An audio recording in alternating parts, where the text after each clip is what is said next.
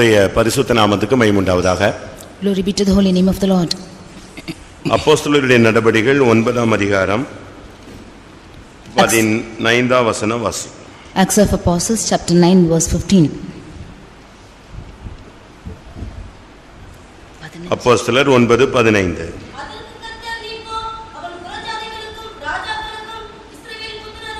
என்னுடைய நாமத்தை அறிவிக்கிறதற்காக நான் தெரிந்து கொண்ட பாத்திரமாய் இருக்கிறான்.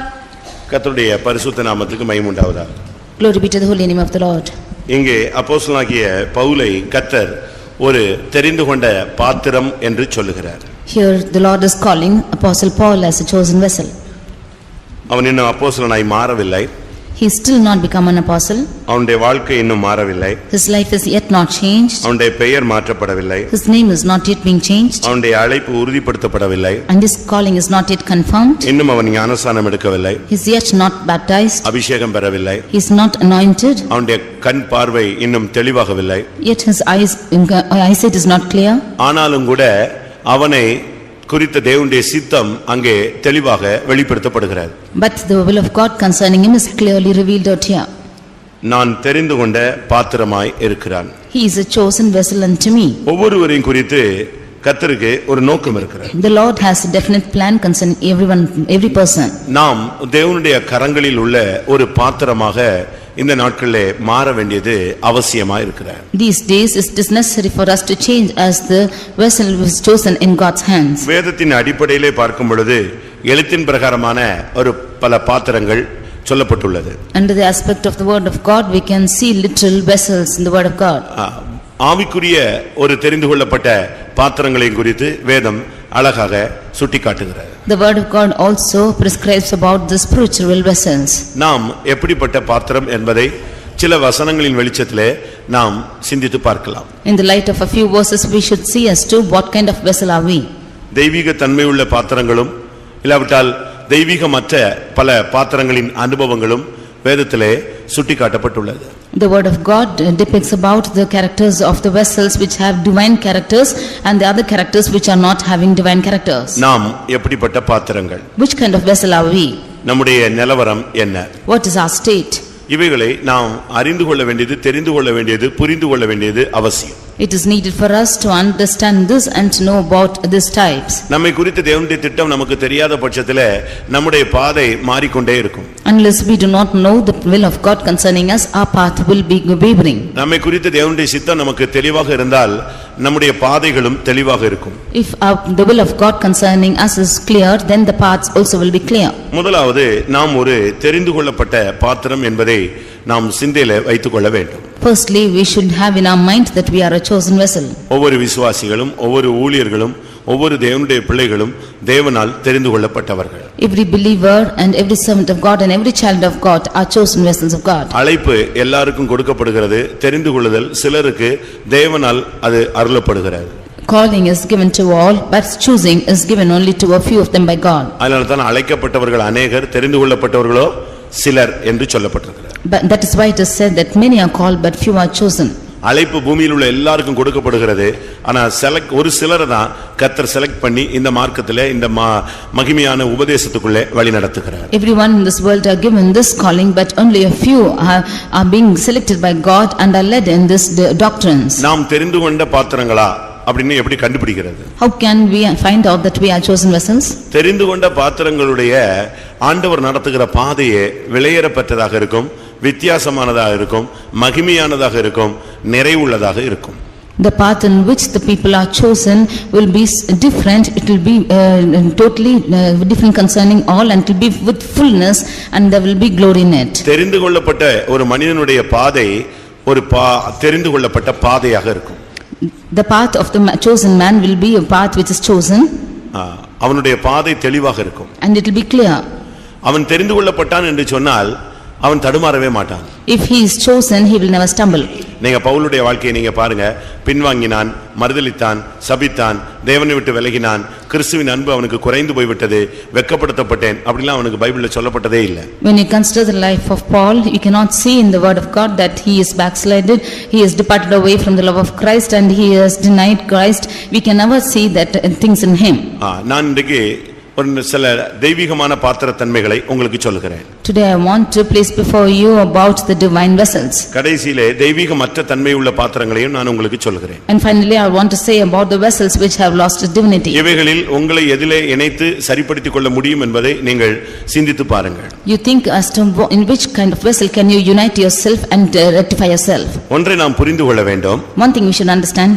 நாம் பாவிகளா இருக்கையிலேயே கர்த்தர் நம்மை தெரிந்து கொண்டார். When we were yet sinners, the Lord has chosen us. அப்பொழுதே நம்மை குறித்த ஒரு நோக்கம் வைத்திருக்கிறார். It was then that the Lord had His purpose upon us. சீயோனின் பிறப்பு என்பது தேவன் ஆதியிலேயே அநாதி தீர்மானத்தின்படியே உருவாக்கப்பட்ட ஒரு அழைப்பு. The birth of Zion is a calling which is given even before the foundation of the world. இதைத்தான் எபேசியர் 1ஆம் அதிகாரத்திலே பார்க்கும் பொழுது உலக தோற்றத்துக்கு முன்னே கிறிஸ்துவுக்குள் நம்மை தெரிந்து கொண்டபடியே என்று எபேசியர் 1:3 பவுல் பேசுகிறார். That is what in Ephesians chapter 1 verse 3 St. Paul speaks that he has chosen us before the foundation of the world. 1:4 நாம் அதை பார்க்க முடியும். In Ephesians 1:4 we can see this. உலக தோற்றத்திற்கு முன்னே கிறிஸ்துவுக்குள் நம்மை தெரிந்து கொண்டபடியே. According as he has chosen us in him before the foundation of the world. உலக தோற்றத்துக்கு முன்னே நாம் தெரிந்து கொள்ளப்பட்ட பாத்திரங்கள். Therefore we are the vessels which are chosen before the foundation of the world. தெரிந்து கொண்ட பாத்திரம் என்று சொன்னால் அவனுக்கு இந்த உலகத்திலே எந்தவிதமான பிடிப்பும் இருக்காது. If he is a chosen vessel then he will have no clutches in this world. நம்முடைய ஊழியக்காரர்களை எடுத்துக்கொள்ளுங்கள். You take for our servants of God. நம்முடைய விசுவாசிகளை எடுத்துக்கொள்ளுங்கள். You take for our believers. நம்முடைய வாலிபர்களை எடுத்துக்கொள்ளுங்கள். You take our youth. அந்த கூட்டங்களிலே கூட தெரிந்து கொள்ளப்பட்ட பாத்திரங்கள் உண்டு. Even in that groups we can see the chosen vessels. அந்த தெரிந்து கொள்ளப்பட்ட பாத்திரங்களை குறித்து தேவனுக்கு ஒரு நோக்கம் உண்டு. About those chosen vessels the Lord has a purpose. அந்த தெரிந்து கொள்ளப்பட்டவர்களுடைய நிலவரத்தை நீங்க பாத்தீங்கன்னு சொன்னா அவங்களுடைய தரிசனம் வேறு மாதிரி இருக்கும், அவங்களுடைய அழைப்பு வேறு மாதிரி இருக்கும், அவங்களுடைய ஊழியம் வித்தியாசமா இருக்கும், அவங்களுடைய பேச்சு நடை உடை எல்லாமே சேஞ்சஸா இருக்கும்.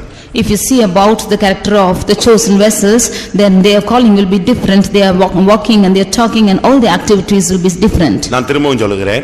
I again repeat. விசுவாசிகளுக்குள்ளானாலும் வாலிபர்களுக்கு உள்ளானாலும் ஊழியர்களுக்குள்ளானாலும் ஒரு கூட்டம் தெரிந்து கொள்ளப்பட்ட பாத்திரங்கள் உண்டு. அவர்கள் இவர்களே நடுவில் ஒரு விலையேற பெற்றவர்களாக வாழ்ந்து காட்டுவார்கள். In the midst of believers, the servants of God and all the youths also, we can see a group of chosen vessels who are being chosen by God, and amongst them they will be different. அவருடைய பேச்சு வித்தியாசமாக இருக்கும். Their talks will be different. அவருடைய பழக்க வழக்கங்கள் வித்தியாசமா இருக்கும். Their practices will be different. அவருடைய தரிசனங்கள் ஆவிக்குரிய அனுபவங்கள் இந்த அழைக்கப்பட்ட ஊழியர்களுக்கும் தெரிந்து கொள்ளப்பட்ட ஊழியர்களுக்கும் உள்ள வித்தியாசத்தை நாம் கண்டுபிடிக்கலாம். Their visions and their spiritual aspects will be different by the ones who are called and chosen. நீங்களே கண்டுபிடிச்சிடலாம். You can yourself find. நீங்களே உங்களால கண்டுபிடிக்க முடியும். You yourselves can find them out. உங்களுடைய சபையிலே நீங்கள் அப்படிப்பட்ட நபர்களை ஈஸியாக சுலபமாக தெரிந்து கொள்ளலாம். ஏனென்றால் இவர்கள் தெரிந்து கொள்ளப்பட்டவர்களுக்கும் மற்றவர்களுக்கும் ஒரு பெரிய வித்தியாசம் உண்டு. In your churches you can easily spot them out because there's a great difference between the chosen ones and the others. சவுலை இல்லாவிட்டால் பவுலை எங்கே போய் விட்டாலும் கண்டுபிடிக்கலாம். Wherever Paul is gone and left you can spot him out. பேதுருவை எங்க விட்டாலும் கண்டுபிடிக்கலாம். Wherever Peter is found he can be spotted. எந்த இடத்துல நீங்கள் தெரிந்து கொள்ளப்பட்டவனை விட்டாலும் அழகாக அவனுடைய அந்த ஒரு பெரிய திரள் கூட்டத்தில் விட்டாலும் அவனை ஈஸியா கண்டுபிடிச்சிடலாம். Even if you leave them in a large crowd, the chosen ones can be spotted out. எவ்வளவு பூக்கள் இருந்தாலும் அதுக்கு மத்தியில லீலி புஷ்பத்தையோ ரோஜாவோ வச்சா தனியா நிஞ்சிட முடியும், கண்டுபிடிக்க முடியும். How many ever flowers are kept in the midst of them, if a lily is being there you can spot them out. ஆவிக்குரிய சபையிலே ஆவிக்குரியவர்களை தனியாக தெரிந்தெடுத்து விடலாம். In the spiritual churches you can spot out the spiritual people separately. நீங்க பாருங்க, அந்த நாட்களில் இருந்துதானே கர்த்தருக்காக சேவை செய்த ஒரு பெரும் திரள் கூட்டம் ஆதி அப்போஸ்தலர் காலங்களிலே அந்த பவுலை தனியாக நாம் கண்டுபிடிக்கலாம். In that times when the early apostles served the Lord, we can spot out Paul differently. அவங்களுடைய ஜெபம் வித்தியாசமா இருக்கும். His prayer was different. அவனுடைய பிரதிஷ்டை வித்தியாசமாக இருக்கும். His consecration was different. அவனுடைய தங்குமிடம் வித்தியாசமாக இருக்கும். And all his attitudes were different. யோவான் ஸ்நானகனை நீங்கள் எடுத்து பாருங்க.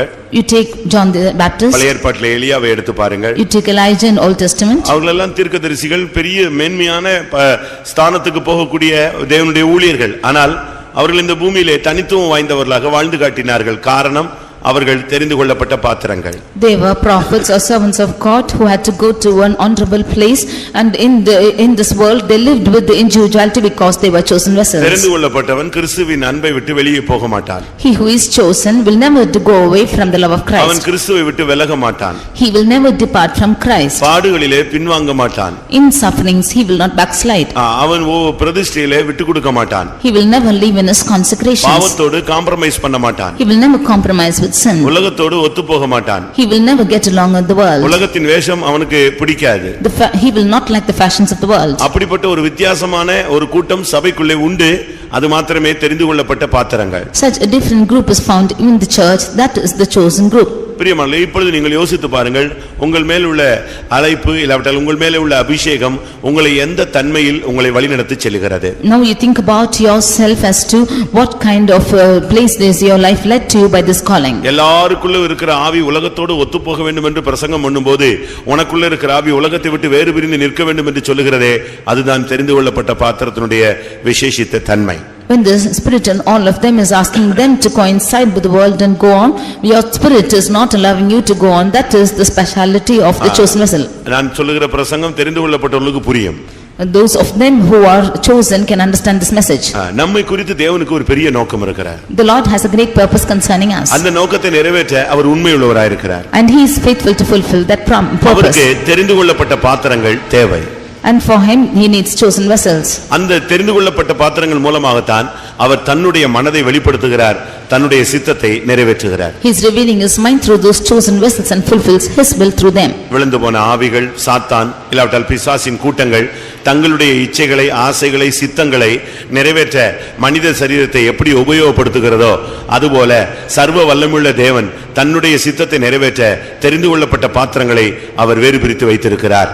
As the fallen spirit, Satan or the evil spirits of this world are wanting to fulfill their lust through people chosen by them, even so God, the Almighty God, is wanting to fulfill his will through the chosen ones. இந்த தெரிந்து கொள்ளப்பட்டவனுங்க மௌனமாய் இருக்க மாட்டான். Those of them who are chosen will never be quiet. அவனுக்கு சும்மா இருக்க முடியாது. He cannot be silent. அவன் ஏதாவது கர்த்தருக்காக ஒரு வேலையை செஞ்சுக்கிட்டே இருப்பான். He keeps doing something for the Lord. புறஜாதிகளுக்கும் In the midst of Gentiles, ராஜாக்களுக்கும் in the midst of kings, Israel புத்திரருக்கும் in the midst of the Israel, சுவிசேஷம் அறிவிப்பான். he will declare the gospel. தெரிந்து கொள்ளப்பட்டவனுடைய ஒரு வெளியரங்கமான தன்மை என்னன்னா, அவன் ஒரு சுவிசேஷகனாக எங்க டைம் கிடைச்சாலும் ஒரு சுவிசேஷ வேலையை செஞ்சுட்டே இருப்பான். An open show of the chosen vessels is he will do the gospel work anywhere he gets time. இரண்டாவது தெரிந்து கொள்ளப்பட்டவனை கண்டுபிடிக்கணும்னு சொன்னா அவன் ஆண்டவருக்காக அதிகமாய் பாடுபடுவான். Secondly, if you have to find out the chosen ones, he will labor more for the Lord. பாடுபடும் பொழுது முறுமுறுக்க மாட்டான். He will not murmur in his sufferings. பயமுறுத்த மாட்டான். He will not make them afraid. பதில் வைய மாட்டான். He will not speak instead. இப்படிப்பட்ட காரியங்கள் அவனுடைய பாடுபடுதல்ல வராது. ஏனென்றால் அவனுக்கு பாடுபடுதல் தான் அவனுடைய தரிசனம். This will not come in sufferings because the vision of him is suffering. அவன் என்னால் தெரிந்து கொள்ளப்பட்ட பாத்திரமா இருக்கிறான். அவன் எவ்வளவாய் பாடுபட வேண்டும் என்பதை நான் அவனுக்கு காண்பிப்பேன் என்று 16ஆம் வசனத்திலே ஆண்டவர் பேசுகிறார். In verse 16 the Lord says, he is a chosen vessel unto me, and for I will show him how great things he must suffer for my name's sake. எல்லாரும் தூங்குவாங்க, ஆனா தெரிந்து கொண்ட பாத்திரம் தூங்காது. All of them will sleep, but the chosen vessel will never sleep. எல்லாரும் பலவீனன் சொல்லுவாங்க, அந்த பலவீனம் அந்த தெரிந்து கொண்ட பாத்திரத்துக்கு உண்டு, ஆனா பலவீனன் சொல்லாது, அந்த பலவீனத்திலும் பலன் கொள்ளும். All of them will say they are weak, but the chosen vessel will also have the weakness, but in that weakness it will be strengthened. யாருமே தேவனுடைய சத்தம் எனக்கு கிடைக்கல, தரிசனம் கிடைக்கலன்னு சொல்லும்போது இந்த தெரிந்து கொண்ட பாத்திரத்துக்கு தேவ சத்தமும் கேட்கும், தேவ தரிசனமும் கிடைக்கும். When all of them say that they do not hear the voice of God nor see visions, but this chosen vessel will see the visions and hear the voice of God. இதுதான் மற்றவங்களுக்கும் இவங்களுக்கும் உள்ள ஒரு பெரிய different. This is the great difference between the others and them. அதனால நீங்களும் நானும் இந்த நாட்களிலே நாம் தெரிந்து கொண்ட பாத்திரங்களாக மாற்றப்பட வேண்டியது அவசியம். Therefore you and I should be turned as the chosen vessel these days. இரண்டாவதாக, Secondly, நாம் பரிசுத்தமான பாத்திரங்களாய் மாற வேண்டும். we should become holy vessels. யோசுவா 6ஆம் அதிகாரத்தை பார்க்கும் பொழுது, When we read in Joshua chapter 6, அங்கே 19ஆம் வசனத்தை பார்க்கும் பொழுது, verse 19, எரிகோவின் அந்த பாத்திரங்கள் எல்லாம் பரிசுத்தமாய் மாறின. The vessels of Jericho, all of them became holy. சகல வெள்ளியும் பொன்னும் வெண்கலத்தினாலும் இரும்பினாலும் செய்யப்பட்ட பாத்திரங்களும் கர்த்தருக்கு பரிசுத்தமானவைகள், அவைகள் கர்த்தரின் பொக்கிஷத்தில் சேரும் என்றான். எரிகோ என்பது சபிக்கப்பட்ட ஒரு சூழ்நிலையில் உள்ள ஒரு அனுபவம். Jericho is a state where it is cursed state. இல்லாவிட்டால் சபிக்கப்பட்ட ஒரு வாழ்க்கை, or it's a life which is cursed, இல்லாவிட்டால் சபிக்கப்பட்ட ஒரு குடும்பம், or it's a family which is cursed, இல்லாவிட்டால் சபிக்கப்பட்ட ஒரு ஊழியம், or it's a ministry which is cursed, இல்லாவிட்டால் சபிக்கப்பட்ட ஒரு பாதை, or it's a rock which is cursed. இப்படி சொல்லிட்டே போலாம். Like this you can keep on ஆனா saying. இவைகளுக்கு உள்ள கர்த்தர் ஒரு பரிசுத்தமான ஒரு பாத்திரங்களாக உருவாக்குகிறார். But in the midst of this the Lord creates holy vessels. அது வெள்ளியான பாத்திரம், There are vessels of silver, பொன்னான பாத்திரம், vessels of gold, வெண்கலத்தினாலும் இரும்பினாலும் செய்யப்பட்ட பாத்திரங்கள். and vessels of brass and iron. ஒரு தாழ்ந்த தன்மை இருக்கு, உயர்ந்த தன்மை இருக்கு. There is a low state and also a high state. இரும்பு இருக்கு, பொன்னும் இருக்கு. There is iron and also gold. வெண்கலமும் இருக்கு, மீடியம் இருக்கு, வெண்கலமும் இருக்கு, வெள்ளியும் இருக்கு. There is brass and silver too. ஆனா இவைகள் எல்லாம் கர்த்தர் சொல்றாரு பரிசுத்தமானவைகள். But in the midst of them are consecrated ones. இது எதை காண்பிக்கிறது? What does this show? எரிகோவுக்குள்ள இருந்தாலும் நம்முடைய சூழ்நிலைகள் வித்தியாசமா இருந்தாலும் இவைகளுக்கு மத்தியில ஒரு பரிசுத்தமான ஒரு பாத்திரங்களாக நாம் வாழ்ந்து காட்டினால்தான் கர்த்தருடைய பொக்கிஷமாகிய பரலோக ராஜ்யத்துல போய் சேர முடியும். Although the situations be different like Jericho, although the situations around will be sinful, in the midst of this if we live a holy vessel we can go to reach heaven. எவ்வளவோ வெள்ளி இருக்கிறது இந்த உலகத்துல, எவ்வளவோ பொன்னு இருக்கிறது, ஆனா அது பொக்கிஷத்துல போய் சேர்றது இல்ல. எல்லாரும் ஒளிச்சு வச்சு அவங்கவங்க தங்களுடைய உபயோகத்துக்காக வைத்துக் கொள்ளுகிறார்கள். There are so much of silver and gold in this world, but it is not all going into the treasury of the Lord. They are being stolen and hidden and kept. அன்றைக்கு இருந்த ஜனங்கள் கூட பொன்னை வைத்திருந்தார்கள். Even the people of those days had gold. இரும்பு வைத்திருந்தார்கள். They had iron. வெண்கலம் வெள்ளி எல்லாம் வைத்திருந்தார்கள். They had brass and silver. அது அவங்களுடைய பொக்கிஷத்துல இருந்துச்சு. It was in their treasures. ஆனா இங்கே சொல்லி இருக்கிறதே, But here to say, இவைகள் கர்த்தரின் பொக்கிஷத்தில் சேர வேண்டும். they shall come into the treasury of the Lord. அது எப்ப சேரும்? When it shall come? இதெல்லாம் பரிசுத்தமா மாறும்போது கர்த்தருடைய பொக்கிஷத்துல இதுக்கு வாய்ப்பு உண்டு. Only when these are becoming holy, it has a place in the treasure of the Lord. இந்த பரிசுத்தம் என்பதுதான் நம்முடைய இலக்கு. This holiness is a mark. பரிசுத்தம் இல்லாமல் ஒருவனும் தேவனை தரிசிப்பது இல்லையே. Without holiness, no man shall see the Lord. இன்னைக்கு உலகத்துல ஒரு வேலைக்கு போனா பல ரவுண்ட்ஸ் இன்டர்வியூ இருக்கிறது. Today, if you go for work in this world, there are many rounds of interview. ஒவ்வொரு ரவுண்ட்ஸா கேட்டுட்டே இருப்பாங்க. They will ask you in every round. First ரவுண்ட்ல அவுட்னா வெளிய வந்துற வேண்டியதான். If you are gone out in the first round, you should come out. Second round, third ரவுண்ட்ல out ஆனாலும் வெளிய வந்துறதா. If you are failing in second and third rounds, you should come out. Final HR ரவுண்டுமா. And he will have a final touch. HR. There's a HR. அது கூட திடீர்னு fail ஆயிடும். And sometimes it will fail in that too. இப்படி தான் நமக்கும் இந்த உலக பாதையில பலவிதமான ரவுண்ட்ஸ் இருக்கு. Like this, in this worldly life also we have many rounds. காணிக்கை ஒரு ரவுண்ட்னு வெச்சுக்கங்களே, நம்ம எல்லாம் வின் பண்ணிடுவோம். In our aspect, offering will be a round. இப்படி ஒவ்வொரு Dress ஒவ்வொன்றுக்கும் ஒவ்வொரு rounds வைக்கிறார்னு வெச்சுக்கங்களே. We can have every round for everything, even for our dress. சில இடங்கள்ல போனா ஒவ்வொன்றுக்கும் ஒவ்வொரு mark. In one place, if we go and see, there is a mark for everything. பேச்சுக்கு ஒரு அவங்களுடைய பர்சனாலிட்டிக்கு ஒரு மார்க் இருக்கு. For his talks, for his personality, there is a mark. அவங்களுடைய பேச்சு ஸ்டைலுக்கு ஒரு மார்க் இருக்கு. For the style of his speech, there is a mark. அவங்களுடைய ஜிகே ஜெனரல் நாலேஜுக்கு ஒரு மார்க் இருக்கு. For his general knowledge, there is a mark. இப்படி ஒவ்வொன்றுக்கும் மார்க் போட்டுட்டே வருவாங்க. Like this, they give marks for everything. அதுபோல Like this, நமக்கு பிரதிஷ்டைக்கு ஒரு மார்க் போடுவாரு. for our consecration, he gives us a mark. கிறிஸ்துவின் மேலுள்ள அந்த தனியாத அன்புக்கு ஒரு மார்க் போடுவாரு. For the love which is not quenching upon Christ, he gives us marks. நம்முடைய விசுவாசத்துக்கு ஒரு மார்க் போடுவாரு. For our faith, he gives a mark. இப்படி போட்டுட்டே வரும்போது நம்முடைய மார்க் எவ்வளவு கிடைக்கும்? Like this, if he should calculate marks, then what much it will come to us? யோசிச்சு பாருங்க. Just think and see. இன்னொருத்தன் போடணும் இல்ல, தேவன் போடணும் இல்ல, நீங்களே உங்களை கொஞ்சம் கொஞ்சம் போட்டு பாத்துக்கிட்டே இருங்களேன். Not that anyone else should allot the marks or God should give you marks, you give your marks for yourself. ஒரு காலத்துல ஹாஸ்பிடல்ல போய் ஃபீவர் எவ்வளவு இருக்குன்னு கண்டுபிடிப்பாங்க. In the days before, they will go to the hospital and check as to how much of fever they have. ஹாஸ்பிடல்ல போய் sugar எவ்வளவு இருக்குன்னு கண்டுபிடிப்பாங்க. They will go and check out their sugar level at hospitals. இப்ப அப்படிலாம் இல்ல. But now it's not so. எங்க இருந்து கண்டுபிடிச்சிக்கலாம்? Where only they can find? வீட்லயே கண்டுபிடிச்சிக்கலாம். They can find it out in their houses. அதுபோல Like this. நீங்க உங்களை நீங்களே மார்க் போட்டு பாருங்க எப்படி இருக்கு. நீங்களே விசுவாசம் உள்ளவர்களோ இல்லையோ என்று உங்களை நீங்களே பரிசுத்து பாருங்கள் என்று 2 கொரிந்தியர் 13ஆம் அதிகாரத்திலே பவுல் பேசுகிறார். In 2 Corinthians chapter 13, Paul is saying, you see as to yourselves as to how much of faith you have, whether you have faith in yourselves or no. இன்னொருத்த வந்து உனக்கு செக் பண்ண வேண்டாம். Another one need not come and check you. 2 கொரிந்தியர் 13:5 பார்க்கும் பொழுது 2 Corinthians 13:5, நீங்கள் விசுவாசம் உள்ளவர்களோ என்று உங்களை நீங்களே சோதித்து அறியுங்கள், உங்களை நீங்களே பரீட்சித்து பாருங்கள். இயேசு கிறிஸ்து உங்களுக்குள் இருக்கிறார் என்று உங்களை நீங்களே அறியீர்களா? நீங்கள் பரீட்சைக்கு நில்லாதவர்களாய் இருந்தால் அறியீர்கள். நீங்களே உங்களை டெஸ்ட் பண்ணி பாருங்க, உங்க விசுவாசம் எப்படி இருக்குன்னு டெஸ்ட் பண்ணி பாருங்கங்கறார். You prove yourselves and see how much of faith you have, he says. எரிகோவின் பாத்திரங்கள் பரிசுத்தமான பாத்திரங்களாக மாற்றப்பட்டன. The vessels of Jericho became consecrated vessels. அதனுடைய சரியான அர்த்தம் பரிசுத்தம் இல்லாமல் கர்த்தருடைய பொக்கிஷத்தில் ஒருவனும் போய் சேர முடியாது. The right meaning is without holiness none of them can go and get into the treasury of the Lord. உங்களுடைய Dressல ஒரு பரிசுத்தம் இருக்கணும். There should be holiness in your dressing. அதனால தான் நம்முடைய சபையில Dress பத்தி அதிகமா நம்ம வலியுறுத்துறோம். That is why we insist more about dressing in our church. உங்களுடைய பேச்சில ஒரு பரிசுத்தம் இருக்க வேண்டும். In your talks you have a holiness. மூன்றாவது உங்களுடைய பழக்க வழக்கங்கள்ல ஒரு பரிசுத்தம் இருக்கணும். Thirdly, in all your practices you have a holiness. இப்படி நம்ம ஒவ்வொண்ணா சொல்லிட்டே போலாம். Like this we can keep saying one and the other. இதெல்லாம் வெளியரங்கமா நம்ம ஈஸியா காட்டிடுவோம். These we can show it out easily. ரொம்ப பெரிய செயிண்ட் மாதிரி பேசிடலாம். We can speak as a great saint. Dressல பெரிய செயிண்ட் மாதிரி காட்டிடலாம். In our dressing we can show ourselves great saint. ஆனா தேவன் என்ன செய்றாரு, மனதில் பரிசுத்தத்தை, இருதயத்தில் பரிசுத்தத்தை, சிந்தையில் பரிசுத்தத்தை, உணர்வுகளில் பரிசுத்தத்தை, நினைவுகளில் பரிசுத்தத்தை எதிர்பார்க்கிறார். But God expects the holiness in our mind, in the heart, in the thoughts and even in the memories. வேதம் என்ன சொல்லுகிறது? What does the word of God say? மனுஷன் முகத்தை பார்க்கிறான், தேவனோ இருதயத்தின் ஆழங்களை ஆராய்ந்து அறிகிறார். Man is looking upon the face, but God is searching out the depths of the heart. உங்களுடைய மனதிலே எப்படி இருந்துச்சுன்னு அவர் பார்க்கிறார். He sees us to the attitude of your mind is. ஒருத்தன் தவறு சொன்னா அவர் சொல்றாரு, இருதயத்தை சாத்தானுக்கு இடம் கொடுத்துட்டியேன்னு கேக்குறாரு. If one man is erring, then he is saying that you have given room for Satan in your heart. அனனியா அந்த காணிக்கையில கொஞ்சம் பணத்தை எடுத்து வச்சிட்டு வந்துட்டு பேதுருட்ட பேசிட்டு இருக்கான். When Ananias took a little bit of offering and was speaking to Peter. அப்ப பேதுரு அவன்கிட்ட பேசும்போது என்ன சொல்றாரு?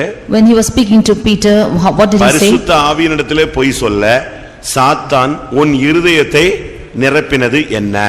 How has the Satan made your heart to lie that you have lied unto the Holy Spirit? அந்த இடத்துல வெளியரங்கமா அவன் தவறு செஞ்சிட்டு வர்றான், ஆனா யாருக்குமே தெரியாது. ஆனா அது நடந்தது எங்க இருதயத்துல நடந்ததுன்னு பேதுரு சொல்றார். He is openly doing that wrong and coming, but nobody else knew, but Peter is saying that it has happened in this heart. அப்படினால பரிசுத்தத்தின் உச்சகட்டம் என்பது நினைவில், எண்ணங்களில், சிந்தையில், உணர்வில், அதுதான் தேவன் மென்ஷன் பண்றார். Therefore the holiness, the heights of holiness, the Lord is calling them, that is in their heart, in their mind, in the memories and in the thoughts. நாம் எல்லாரும் எரிகோவினுடைய பாத்திரங்கள் தான். We are all vessels of Jericho.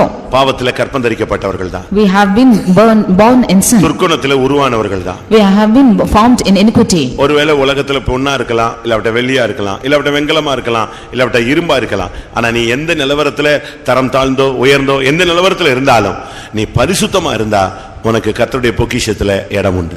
We might be gold or silver, brass or iron, we might be in a low or a high state in this world, but if you live a holy life, you have a part in treasury of the Lord. உன்னுடைய பரிசுத்தம் தான் உன்னை கர்த்தருடைய பொக்கிஷத்துல போய் சேர்க்கும். It is your holiness which will take you to the treasury of the Lord. அந்த எரிகோவின் பாத்திரங்கள் பொன்னாக இருந்தும் பரிசுத்தமாக விட்டால் அது பொக்கிஷத்துல போய் சேராது. If the vessels of Jericho being gold, if it's not being sanctified, it will not go into the treasury of the Lord. இந்த சபையில ஒரு இரும்பா இருக்கலாம். You might be an iron in the church. இல்ல வெண்கலமாக இருக்கலாம். Or you might be brass. இல்ல வெள்ளியாக இருக்கலாம். Or you might be silver. இல்ல நீங்க ஒரு பொன்னாக தேவனால் இந்த சபைக்கு கொண்டு வந்திருக்கலாம். Or you might be brought as gold into this church. ஆண்டவர் எப்படி வச்சிருக்காரோ அத பத்தி நீ கவலைப்படாத. Don't mind as to how the Lord has kept you. நீ இரும்பு பொன்னாகணும்னு பார்க்க வேண்டாம். இரும்பு பரிசுத்தமா போனா யாரா மாறிடலாம், கர்த்தருடைய பொக்கிஷத்துக்கு போயிடலாம். You don't see if you are gold, if you are iron, if you are holy, you can go to the treasury of the Lord. இதைத்தான் பவுல் பேசும்பொழுது நீ அடிமையா அழைக்கப்பட்டால் அடிமையாயிரு, சுயாதீனனா அழைக்கப்பட்டால் சுயாதீனனாயிரு. கர்த்தர் உன்னை எந்த ஸ்தானத்துல அழைச்சிருக்கிறாரோ அதுல இருந்து நீ பிரகாசித்தா போதும். That is what when St. Paul is speaking, he is saying, if you are a slave, you be as a slave. If you are free, then you be free as how the Lord has called you, be in that calling. நீ நட்சத்திரமா இருந்துட்டு சூரியனா மாறணும்னு உனக்கு பிரசங்கம் நாங்க பண்ண மாட்டோம். நீ சூரியனா இருந்து நட்சத்திரனா மாறணும்னு பிரசங்கம் பண்ண மாட்டோம். நீ சந்திரனா இருந்து சூரியனா மாறணும்னு இல்ல, நீ சந்திரனா இருந்து பிரகாசிக்கணும், அதான் முக்கியம். சூரியனா இருந்து பிரகாசிக்கணும், நட்சத்திரமா இருந்து நீ பிரகாசிக்கணும். We do not ask you to be a star, you being a star to become a sun, or you being a sun to become a star, or moon to become a sun. But if you are a star, you shine out like a star. If you are a moon, you are a moon out, shine out like the moon. And if you are a sun, shine like the sun. நீ மார்க்கந்த பின்ன நட்சத்திரமாய் போய் விடக்கூடாது, இருளடைந்த நட்சத்திரமாய் போகக்கூடாது, விழுந்து போன நட்சத்திரமாய் போகக்கூடாது, பிரகாசிக்கிற நட்சத்திரமாய் நிலைத்திருக்க வேண்டும். You should not be as the stars which are going away from the path. You should not be as the stars which are falling off, you should not be as the darkened star, you should be as the star which is giving out light. மூன்றாவதாக Thirdly, எபிரேயருக்கு எழுதின நிருபம் 9ஆம் அதிகாரம் 4ஆம் வசனத்தின்படி Hebrews chapter 9 verse 4. எபிரேயர் 9:4. அதிலே பொன்னார் செய்த தூப கலசமும் முழுவதும் பொற்தகடு பொதிந்திருக்கப்பட்ட உடன்படிக்கை பெட்டி இருந்தன. அந்த பெட்டியிலே மன்னா வைக்கப்பட்ட பொற்பாத்திரமும் ஆரோனுடைய துளிர்த்த கோலும் உடன்படிக்கையின் கற்பலகைகளும் இருந்தன. இங்கே நாம் பார்க்கும் பொழுது உடன்படிக்கை பெட்டிக்குள்ளே இருந்ததான விலையேற பெற்ற 3 பொருட்கள் சொல்லப்பட்டிருக்கிறது. We see of the valuable things which are found in the ark of the covenant. அதிலே ஒன்று மன்னா வைக்கப்பட்ட பொற்பாத்திரம். Of which one is the golden pot that had manna. இங்கே ஒரு பொற்பாத்திரம் இருக்கிறது. There is a golden pot here. அந்த பொற்பாத்திரத்துக்குள்ள மன்னா வைக்கப்பட்டிருந்தது. In that golden pot was manna. நீ என்ன பாத்திரம், நீ ஒரு பொற்பாத்திரம் என்பதை நீ மனதில் வைக்க வேண்டும். You should have in your mind that you are a golden pot. ஆண்டவர் இதை தன்னுடைய திட்டத்தின்படி தான் வைத்திருந்தார். The Lord has kept this according to his plan. உடன்படிக்கை பெட்டியின் மேலே கிருபாசனம் உண்டு, கேருபீன்கள் உண்டு, கர்த்தருடைய சத்தம் உண்டு. Above the ark of the covenant are found cherubims and the seat of the Lord, and there are the voice of God too. அது ஒரு பெட்டி. It's an ark of covenant. எதற்காக அதை ஒரு பெட்டியாக தேவன் உண்டாக்கினார்? Why did the Lord make it as a box? அதுக்கு பல பெயர்கள் உண்டு. There are many names given to it. உடன்படிக்கை பெட்டி, It's the ark of the covenant. சாட்சியின் பெட்டி, It's the ark of testimony. சர்வ வல்லவருடைய ஆண்டவருடைய பெட்டி, It's the ark of the Almighty God. வல்லமை விளங்கும் பெட்டி, வல்லமை விளங்கும் It's the பெட்டி. ark which reveals the power. இப்படி அதுக்கு பல பெயர்கள்லாம் இருக்கு. There are so many names given இந்த to it. பெட்டி நாங்களே இந்த பெட்டிக்குள்ள என்ன இருக்கு? There it says the ark, what is found in the ark? அந்த பெட்டிக்குள்ள 3 காரியத்தை கர்த்தர் வைக்க முடியாது சொன்னார். The Lord commanded 3 things to kept in the ark of the covenant. இது பெட்டி என்பது ஒரு தனிமனித ஜீவியத்தையும் காண்பிக்கிறது, சபையையும் காண்பிக்கிறது. This ark is showing an individual person and also the church. தேவனுடைய ஊழியம் என்பது ஒரு உடன்படிக்கை பெட்டி. அதை தொட்டவன் செத்தான். The church of God, or the minister of God is the ark of covenant, whoever touches it will die. அதை எட்டி பார்த்தவன் செத்தான்.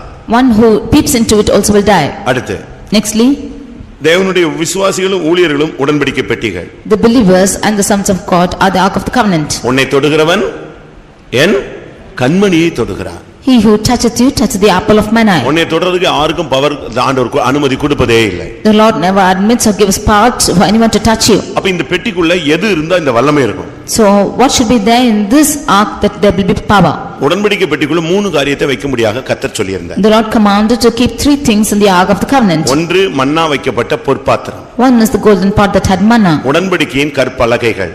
And the tables of covenant. மூன்றாவது ஆரோனுடைய தளிர்த்த கோல். And thirdly, Aaron's rod that budded. இந்த மூணையும் உள்ளே வைக்க முடியாக கர்த்தர் சொன்னார். The Lord commanded to keep these 3 things inside. ஒரு பொற்பாத்திரம் செஞ்சு You should make a golden pot அதுக்குள்ள இந்த மூணையும் வைங்க. and keep these 3 things into it.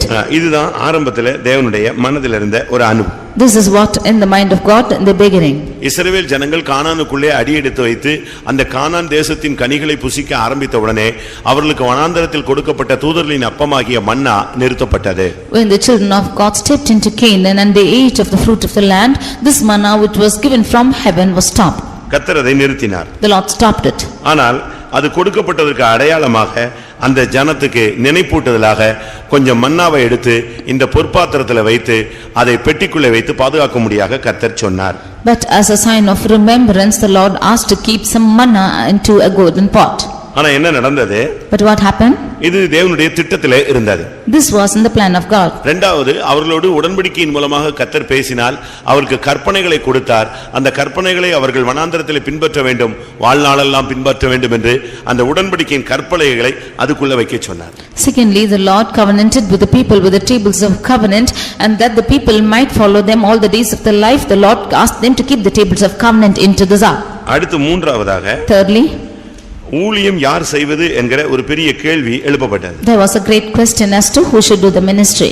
அது இன்றைக்கல்ல, அன்றைக்குமே இப்படிப்பட்ட போராட்டங்கள் இருந்து கொண்டே இருந்தது. It is not only today, even then this problem existed. அப்படி ஒரு சூழ்நிலை அனுமதிக்க கேள்வி எழுப்பப்பட்ட போது When such a question arose, தேவன் அந்த பிரச்சனைகளை முடிவுக்கு கொண்டு வர சித்தம் கொண்டார். the Lord wanted to bring this problem to an end. அதனால் அவர் என்ன செய்தார்? Therefore what did he do? யார் ஊழியம் செய்யலாம் என்பதை நிரூபிக்க முடியாக 12 கோத்திரத்தின் தலைவர்களையும் அழைத்து அவர்களுக்கு அங்கே கோல்களை எடுத்து கொண்டு வரும்படி கட்டளையிட்டார். In order to prove as to who can do the ministry, the Lord commanded all the 12 leaders of the 12 tribes and to bring them rods. யாருடைய கோல் துளிர்க்கிறதோ அது மட்டும் அவர்கள் மாத்திரமே ஊழியம் செய்யலாம் என்ற கட்டளையை தேவன் கொடுத்தார். Whoever's rod is being budded, they alone can do the ministry, said the Lord. அது ஒரு தேவன் அன்றைக்கு கொடுத்த ஒரு அடையாளம். That was a sign which the Lord had given. குழப்பத்தை தீர்க்கும்படியாக தேவன் வைத்திருந்த ஒரு திட்டம். It was the plan which the Lord had kept to take away the confusion. அன்றைக்கு ஆரோனுடைய கோல் துளிர்த்தது நமக்கு எல்லாருக்கும் தெரியும். It was that day that the rod of Aaron budded. தேவன் அதன் மூலமாக தன்னுடைய திட்டத்தை வெளிப்படுத்தினார். It was through this that the Lord revealed his plan. இந்த மூன்றுமே நிலைத்திருக்க வேண்டும், கர்த்தருடைய பெட்டிக்குள்ளே அந்த உடன்படிக்கை பெட்டிக்குள்ளே இருக்கணும்ங்கறதுல தேவன் திட்டமாய் இருந்தார். All the three should stand long and it should be found in the ark of the covenant. This is the plan of God. ஆனா என்ன நடந்துச்சு தெரியுமா? But what happened? நாட்கள் போக போக நடந்த சம்பவம் என்ன? What did happen as the days went by? இரண்டாம் நாளாகமம் 5ஆம் அதிகாரம் 2 Chronicles chapter 5 10ஆம் வசனத்தை பார்க்கும் பொழுது verse 10. இஸ்ரவேல் புத்திரர் எகிப்திலிருந்து புறப்பட்ட பின் கர்த்தர் ஓரேபிலே அவர்களோடு உடன்படிக்கை பண்ணின போது மோசே அந்த பெட்டியிலே வைத்த 2 கற்பலகைகளே அல்லாமல் அதிலே வேறொன்றும் இருந்ததில்லை. எப்படி இருக்கு, எவ்வளவு தெளிவா சொல்லி இருக்கு பாத்தீங்களா? How clearly it is said out here. அந்த பெட்டியில வைத்த 2 கற்பலகைகளே அல்லாமல் அதிலே வேறு ஒன்றும் இல்லை. There was nothing in the ark save the 2 tables which the Lord had kept. எந்த 2 மிஸ்ஸிங் ஆயிடுச்சு? What other 2 are missing? மன்னா வைக்கப்பட்ட பொற்பாத்திரமும் போயிருச்சு, ஆரோனுடைய தளிர்த்த கோலும் போயிருச்சு. இப்ப இருக்கிறது என்னது? இன்னைக்கு உலகத்தில் இருக்கிற சபைகள் இருக்கிறதெல்லாம் பிரமாணங்களும் உபதேசங்களும் வாக்குத்தத்தங்களும் இல்லாவிட்டால் இந்த 10 கட்டளைகளையும் வச்சுக்கிட்டு தான் நிக்கிறாங்களே தவிர உண்மையான ஊழியம் என்ற ஆரோனுடைய தளிர்த்த கோல் இல்லை. மன்னா வைக்கப்பட்ட அந்த ஆழமான உபதேசங்கள், அந்த வெளிப்படுத்தல்கள், பரலோகத்திலிருந்து வரப்பட்ட அந்த உபதேசங்கள் இன்றைக்கு இல்லை. The golden pot that had manna and the Aaron's rod that budded are missing, and today in this world also we can see the churches are existing only with the covenants, with the 10 commandments which the Lord has given, and with only these statutes they are running, but the golden pot and the Aaron's rod are missing the churches. இன்னைக்கு நீங்க பாத்தீங்கன்னா சபைகள்ல இந்த 10 கற்பனைகள் மட்டும் சொல்லிட்டே இருப்பாங்க. Now in the churches we can see them reciting these 10 ஆரோனுடைய commandments. தளிர்த்த கோலை பத்தி பேசுறதுக்கு ஆள் கிடையாது. There is nobody to speak about the Aaron's rod that budded. பரலோகத்திலிருந்து இல்லாவிட்டால் பரத்திலிருந்து டெய்லி அனுப்பப்பட்ட அந்த மலை போல பனி போல பொழிந்ததான அந்த மன்னா இன்னைக்கு என்ன கிடையாது சபைகளில் இல்ல. உபதேசம் பொழியும்னு உபாகமம் 32:1-2 ஆண்டவர் சொன்னாரே, அந்த உபதேசம் பொழிகிற அந்த மன்னா இன்னைக்கு கிடையாது.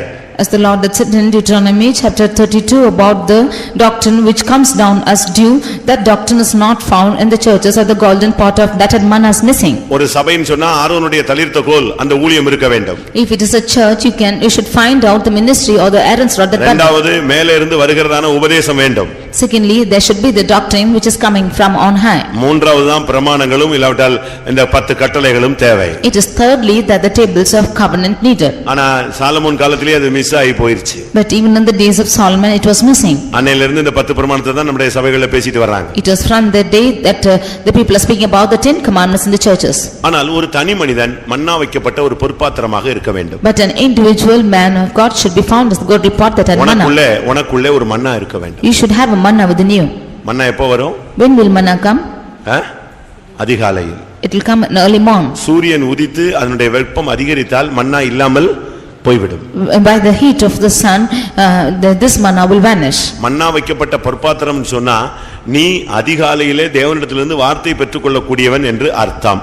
If you are a golden pot that had manna, you should receive the word of God early in the morning. தேவனிடத்திலிருந்து கிருபை பெற்றுக்கொள்ளக்கூடியவன் என்று அர்த்தம். It means that you receive the grace from God. அதிகாலையிலே தேவனிடத்திலிருந்து ஆலோசனை பெற்றுக்கொள்ளக்கூடியவன் என்று அர்த்தம். Early in the morning, receiving the counsel from God. நீ ஒரு பொற்பாத்திரமாக இருந்தால், if you be a golden pot, உனக்குள்ளே ஒரு மன்னா இருக்க வேண்டும். there should be a manna within you. நீ இந்த சபையிலே ஒரு நபராக இருந்தால், if you be a member of this church, அபிஷேகம் பண்ணப்பட்ட ஒரு நபராக இருந்தால், if you be an anointed person, நீ ஒரு பொற்பாத்திரம் என்றால் உனக்குள்ளே என்ன இருக்கணும்? அப்போஸ்தல உபதேசம் இருக்க வேண்டும். if be a golden pot, you should have the apostolic doctrine within you. புதிய கிருபையை காண்பிக்கிறது. புதிய கிருபையை காண்பிக்கிறது. it shows new grace. ஆண்டவருடைய வார்த்தையை காண்பிக்கிறது. it shows the word of God. அதிகாலையில் தேவனை தேடுகிற அனுபவத்தை காண்பிக்கிறது. it shows the experience of seeking the Lord early in the morning.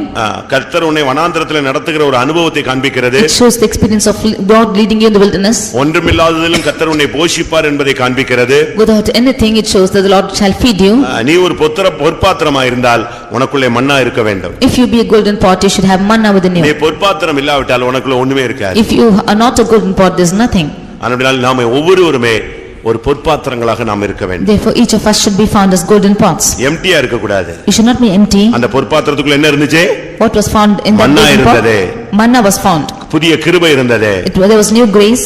புதிய வல்லமை இருந்தது. There was new power. ஒரு புதிய பலன் இருந்தது. There was new strength. தேவனை தரிசிக்கக்கூடிய ஒரு பாக்கியம் இருந்தது. They had the privilege of seeing the Lord. அதிகாலையிலே தேவனை எழுப்புகிற அனுபவம் இருந்தது. It had the experience of waking early morning. கர்த்தருடைய பரிசுத்த நாமத்துக்கு மகிமை உண்டாவதாக. Glory be to the holy name of the Lord. அடுத்ததாக Nextly, 2 தீமோத்தேயு 2 Timothy 2 அதிகாரம் chapter 2 20-21 வசனங்கள். verses 20 and 21. ஒரு பெரிய வீட்டிலே பொன்னும் வெள்ளியுமான பாத்திரங்களும் அல்லாமல் மரமும் மண்ணுமான பாத்திரங்களும் உண்டு. அவைகளில் சில கனத்திற்கும் சில கனவீனத்திற்குமானவைகள். ஆகையால் ஒருவன் இவைகளை விட்டு தன்னை சுத்திகரித்துக் கொண்டால் அவன் பரிசுத்தமாக்கப்பட்டதும் எஜமானுக்கு உபயோகமானதும் எந்த நற்கிரியையும் செய்ய ஆயத்தமாக்கப்பட்டதுமான கனத்திற்குரிய பாத்திரமாய் இருப்பான். இங்கே கனத்துக்குரிய பாத்திரத்தை பற்றி தெளிவாக சொல்லி இருக்கிறார். Here we see about the vessels to honor. நாம் ஒரு வேலையில இருந்தா நல்ல ஒரு கனத்துக்குரிய ஒரு வேலையில இருக்கணும். If we be in a job, we should be in an honorable job. சபைக்குள்ள இருந்தாலும் நீங்கள் ஒரு கனத்துக்குரிய ஊழியர்களாக கனத்துக்குரிய விசுவாசிகளாக இருக்க வேண்டும். Even if you are in the church, you should be honorable sons of God or honorable believers. அது என்ன ஊழியத்துல கனத்துக்குரியவன் இல்லாவிட்டால் விசுவாசிகள கனத்துக்குரியவனா வந்த உடனே எல்லாரும் எழும்பி நின்னு விஷ் பண்ணி நீங்க கொஞ்சம் கூடி காணிக்க கொடுத்ததுனாலயா அப்படியா? When you say honorable sons of God or believers, when everybody comes, they will stand up and wish. Is that honorable ones? நான் இந்த எழுத்தின் பிரகாரமான கனத்தையே நான் பேசல. I do not speak about little honor. எழுத்தின் பிரகாரமான கனம் ஒண்ணுமே கிடையாது. ஆண்டவருக்கு முன்னால நம்ம எல்லாம் மண் என்று நம்ம என்ன செய்கிறாரா? அவர் நினைவு கூறுகிறார். There is no little honor because the Lord remembers us as earth. சபையில உன்னை கனம் பண்றது பெரிய காரியமே கிடையாது. There is no use of you honoring in the church. சபையில தேவன் ஒருவரே பெரியவர். The Lord himself is great in the church. அப்படினால கனம் சொன்ன உடனே உங்களை பார்த்த உடனே விஷ் பண்றது கனம் பண்றது உங்களுக்கு மரியாதை செலுத்துறது இதெல்லாம் கனம் அல்ல. When you say honor, one glass raising up to wish you or honoring you is not honor. தேவன் உன்னை கனம் பண்ணுகிற ஒரு வாழ்க்கை இருக்கிறது. There is a life where God is honoring your life. தேவன் கனம் பண்ணுகிற ஒரு பாத்திரமாக நீ மாற வேண்டும். You should be changed as a vessel where God will honor you. அந்த பாத்திரம் கனத்துக்குரிய பாத்திரமாய் மாறினது. That vessel changed as a vessel to honor. கனத்துக்குரிய பாத்திரம்னா என்ன அர்த்தம்? What is the meaning of vessel of honor? சுத்திகரிக்கப்பட்டவன் அர்த்தம். It's a sanctified one. முதலாவது ஒரு விசுவாசி ஒரு ஊழியக்காரன் எப்பொழுதுமே தன்னை சுத்திகரித்துக் கொண்டே இருக்க வேண்டும். Firstly, a believer or a servant of God should always keep sanctifying himself. சுத்திகரிக்கப்பட்ட ஒரு வாழ்க்கை நமக்கு அவசியமாக இருக்கிறது. We need a life which is sanctified. இன்னைக்கு சுத்திகரிக்கப்படாத எந்த ஒரு மனிதனும் அவன் கனவீனத்துக்குரியவனே. Today any man who is not sanctified is to be dishonored. சுத்திகரிக்கப்பட்ட நிலவரத்துல இருந்தாதான் கர்த்தர் உன்னை கனம் பண்றாருன்னு அர்த்தம். Only when you are found in the state of sanctified, then only the Lord is honoring இன்னொரு you. விதத்துல சொல்லணும்னு சொன்னா In other words, when you say கர்த்தர் உன்னை கனமுள்ள பாத்திரமா பார்க்கணும்னா நீ டெய்லி உன்னை நெஞ்சிட்டே இருக்கணும் சுத்திகரிச்சிட்டே இருக்கணும். if the Lord should look upon you as an honorable vessel, you should every day sanctify yourself. நீ ஒரு பெரிய வீட்டிலே காணப்படுகிறாய். You are found in a great house. நீ மரமோ வெள்ளியோ பொன்னோ மண்ணோ அத பத்திலாம் பேச்சு கிடையாது. It's not a matter whether you are gold or silver or wood or of earth. நீ இந்த சபையில நீ பணக்காரன் ஏழை பரதேசி புதியவன் படிச்சவன் படியாதவன் இந்த பேதங்கள் தான் கிடையாது. After coming into this church, there's no divisions of whether you are rich or poor, or whether you are learned or unlearned. There's no differentiations like this. அப்படிப்பட்ட விகற்பமான எண்ணங்கள் இருந்தா நம்ம சபையாக கட்டி எழுப்பப்பட முடியாது. If you have such differentiation of thoughts, then this church cannot be built up. இந்த பில்லருக்குள்ள பாத்தீங்கன்னா ஒரு கம்பி கொஞ்சம் கம்பி இருக்கு. If you see in this pillar, there will be iron rods. அதுக்குள்ள சிமெண்ட் இருக்கு. And there is cement in it. அதுக்குள்ள மண் இருக்கு. And there is mud in it. இப்படி அதுக்கு மேல பெயிண்ட் அடிச்சு வச்சிருக்கோம். And above it is painting. இப்படி எல்லாம் சேர்ந்து அது ஒரு தூணா நிக்குது. With all these together, it is found as அதுபோல சபைன்னு சொன்னா பொன்னு இருக்கும் வெள்ளி இருக்கும் மரம் இருக்கும் மண் இருக்கும். அதத்தான் நான் சொல்லல. நீ எந்த நிலவரத்துல இந்த சபைக்குள்ள இருந்தாலும் கனத்துக்குரியவனா இருக்கணும். Like this in the church, there is gold and silver and wood and earth. Whatever state you are found in, you should be vessel of honor. கர்த்தரே உன்னை கனத்துக்குரியவனாய் மாத்தணும் இல்ல நீ கனத்துக்குரியவனாய் மாற்றப்படணும் நீ ஆசைப்பட்டேன்னு சொன்னா உன்னை டெய்லி நீ சுத்திரிச்சிட்டே இருக்கணும். If the Lord himself should turn you as a vessel of honor, or if you want God to honor you, you should sanctify yourself every day. கைகால் கழுவுறது நீட்டா Dress பண்றது அது அல்ல. Not just washing your hands and feet and dressing neatly. These are little ones. உன்னுடைய ஜீவியத்துல ஒரு சுத்திகரிப்பு இருந்துகிட்டே இருக்கணும். There need to be a sanctification in your life. அதனால தான் வேதம் என்ன சொல்லுகிறது? That is why the word of God says, ஒருவன் இவைகளை விட்டு தன்னை சுத்திகரித்துக் கொண்டால் if a man should purge himself from these and be sanctified. அவன் பரிசுத்தமாக்கப்பட்டதும் எஜமானுக்கு உபயோகமாக்கப்பட்டதும் எந்த நற்கிரியைக்கும் ஆயத்தமாக்கப்பட்டதுமான கனத்துக்கு உரிய பாத்திரமாய் இருப்பான். He shall be a vessel unto honor, sanctified and meet for the master's use and prepared unto every good work. கர்த்தர் உன்னை use பண்ணி உன்னை மேன்மைப்படுத்தணும்னு நீ ஆசைப்பட்டினா சுத்திகரிக்கப்பட்ட ஒரு நிலவரத்தை டெய்லி காத்துக்கொண்டே வர வேண்டும். If you desire the Lord to use you and become honorable in his sight, then you should preserve this experience of உன்னை sanctification. சுத்திகரிக்கும் பொழுது நீ பரிசுத்தமாகிறாய். When you become sanctified, you become உன்னை holy. சுத்திகரிக்கும் பொழுது எஜமானுக்கு உபயோகமாய் மாறுகிறாய். When you become sanctified, you become used to master. உன்னை சுத்திகரிக்கும் பொழுது எந்த நற்கிரியைக்கும் கர்த்தர் உன்னை எடுத்து ஆயத்தப்படுத்துவார். When you are sanctified, the Lord can use you for every good work. ஆண்டவர் யாரை யூஸ் பண்ணலாம் அப்படினா யாரை தேடுவேன் யாரை அனுப்புவேன்னா டக்குன்னு உன்னை தான் அவருக்கு தெரியும். When the Lord is seeing us to whom he can seek for and whom he shall send, then you will be in his sight. இந்த சபையில ஒரு ஆளை ஆசீர்வதிக்கணும் அப்படினா ஆண்டவருடைய மனதிலே நீ தான் வரணும். If the Lord should bless one in the church, then you should come in the mind of God. இந்த தேசத்துல ஒருத்தனை தெரிந்து கொள்றேன்னு சொன்னா கர்த்தருக்கு உன்னை தான் கண்ணுக்கு தெரியணும். If the Lord should choose one person in this land, then you should be found in God's sight. நான் ஒரு தூது கொடுக்கணும் இந்த சபைக்கு ஒரு வார்த்தை கொடுக்கணும் அப்படினா இவன் மூலமா கொடுக்கணும்னு கர்த்தர் ஆசைப்படணும். When there should be a message given to the church, then the Lord should desire to give it through you. ஒரு வருகையின் தரிசனம் கொடுக்க போணும், நான் சபையில வெளிப்படுத்தல கொடுக்கணும், ஏவுதல் கொடுக்கணும் அப்படினா கர்த்தர் உடனே மனசுல யார் ஆண்டவருடைய மனசுல யாரா வரணும்? நீ தான் வரணும். கனத்துக்கு நீ சுத்திகரிக்கப்பட்டவனா இருந்தா பட்டுன்னு கர்த்தர் உன்னை தான் எடுத்து யூஸ் பண்ணுவார். If the Lord should give a vision concerning us coming to the church, then you should come in the remembrance of the Lord, and if you are sanctified, the Lord will make you a vessel. நீ சுத்திகரிக்கப்படாத ஒரு விசுவாசியாக ஒரு ஊழியனாக ஒரு தேவனுடைய பிள்ளையாக சபைக்குள்ள இருந்தா கர்த்தர் உன்னை யூஸ் பண்ண முடியாது. சபைக்குள்ள இருக்கலாம், கவுண்டிங்ல இருக்கலாமே தவிர யூஸ்லெஸ்ஸா ஒரு கனவீனமான பாத்திரமா நீ சபைக்குள்ள உட்கார்ந்திருப்ப. If you be a believer or a servant of God or a child of God who is in this church not being sanctified, you can be a member of the church, but the Lord cannot use you. இப்ப இந்த சபையில பேசணும்னு கர்த்தர் ஆசைப்படுறார். Now the Lord wants to speak to this church. ஒரு கூட்டத்தின் வாயிலாக கர்த்தர் இந்த கூட்டத்தை ஒரு காத்திர கூட்டம்னு வெச்சுக்கோங்களேன், அதுல கர்த்தர் பேசணும்னு ஆசைப்படுறாருன்னா டக்குன்னு அவர் எங்க தான் வர முடியும் சொல்லுங்க?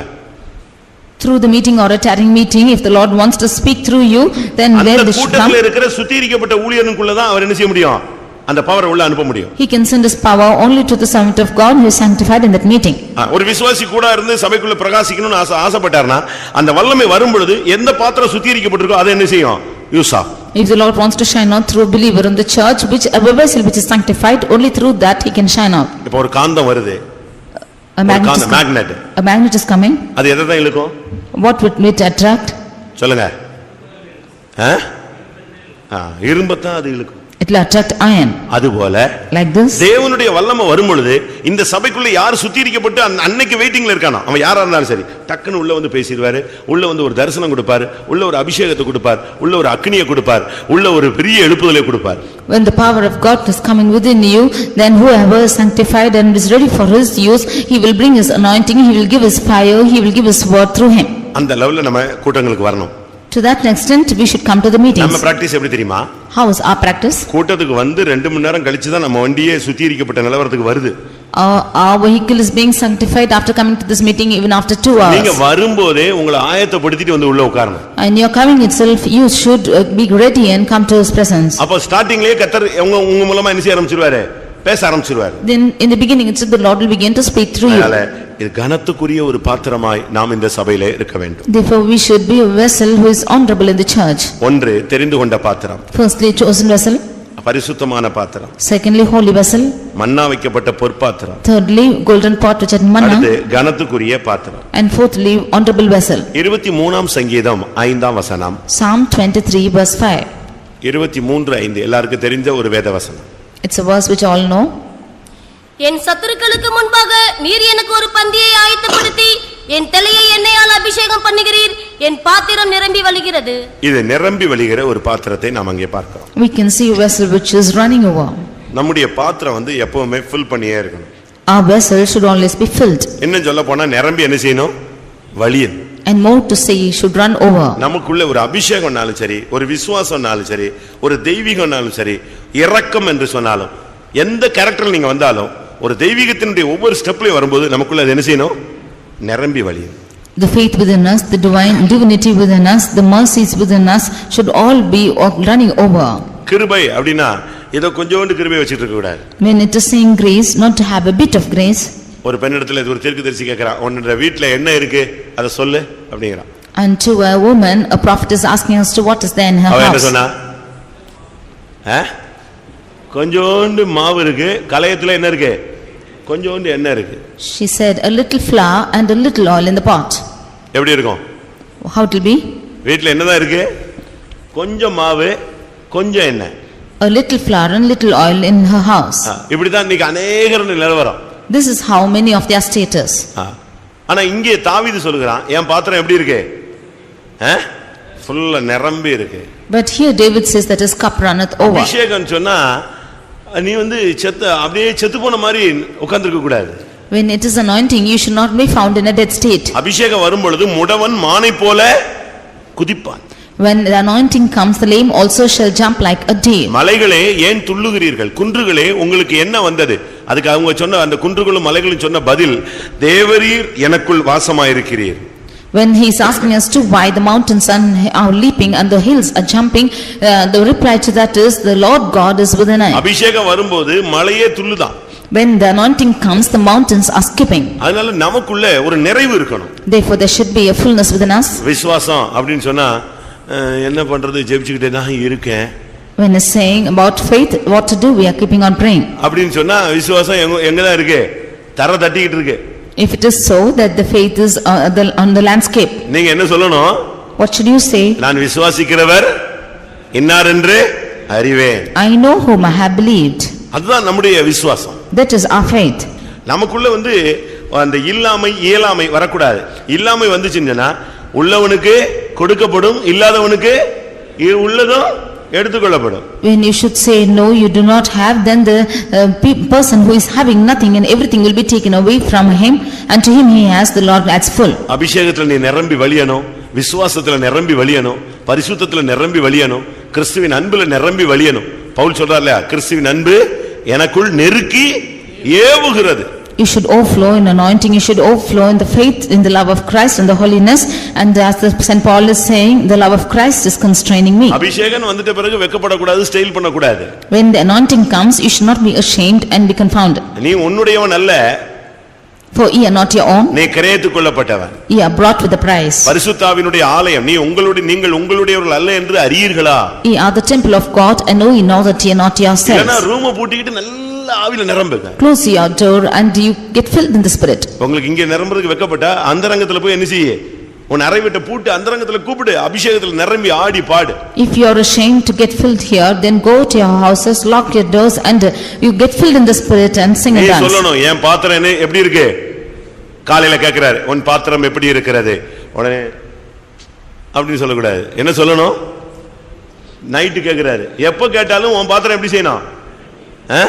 நிரம்பி வழியணும். At morning or night, whenever he asks as to how much is your vessel, then you should not just look over and say this little, but your cup should run over. இதுதான் தெய்வீகமான பாத்திரங்களுடைய தன்மைகள். This is the attitude of a divine vessel. தெரிந்து கொண்ட பாத்திரம், A chosen vessel, பரிசுத்தமான பாத்திரங்கள், a holy vessel, பொற்பாத்திரங்கள், golden pot, கனத்துக்குரிய பாத்திரங்கள், honorable vessel, நிரம்பி வழிகிற பாத்திரங்கள். and cup that runneth over. இந்த நிலவரம் நம்ம சபையில இருந்துச்சுன்னா நாசரேத்து எங்கேயோ போய்டும். If this state is found in our church, Nazareth goes somewhere. New நாசரேத்துன்னு வச்சிரலாம்.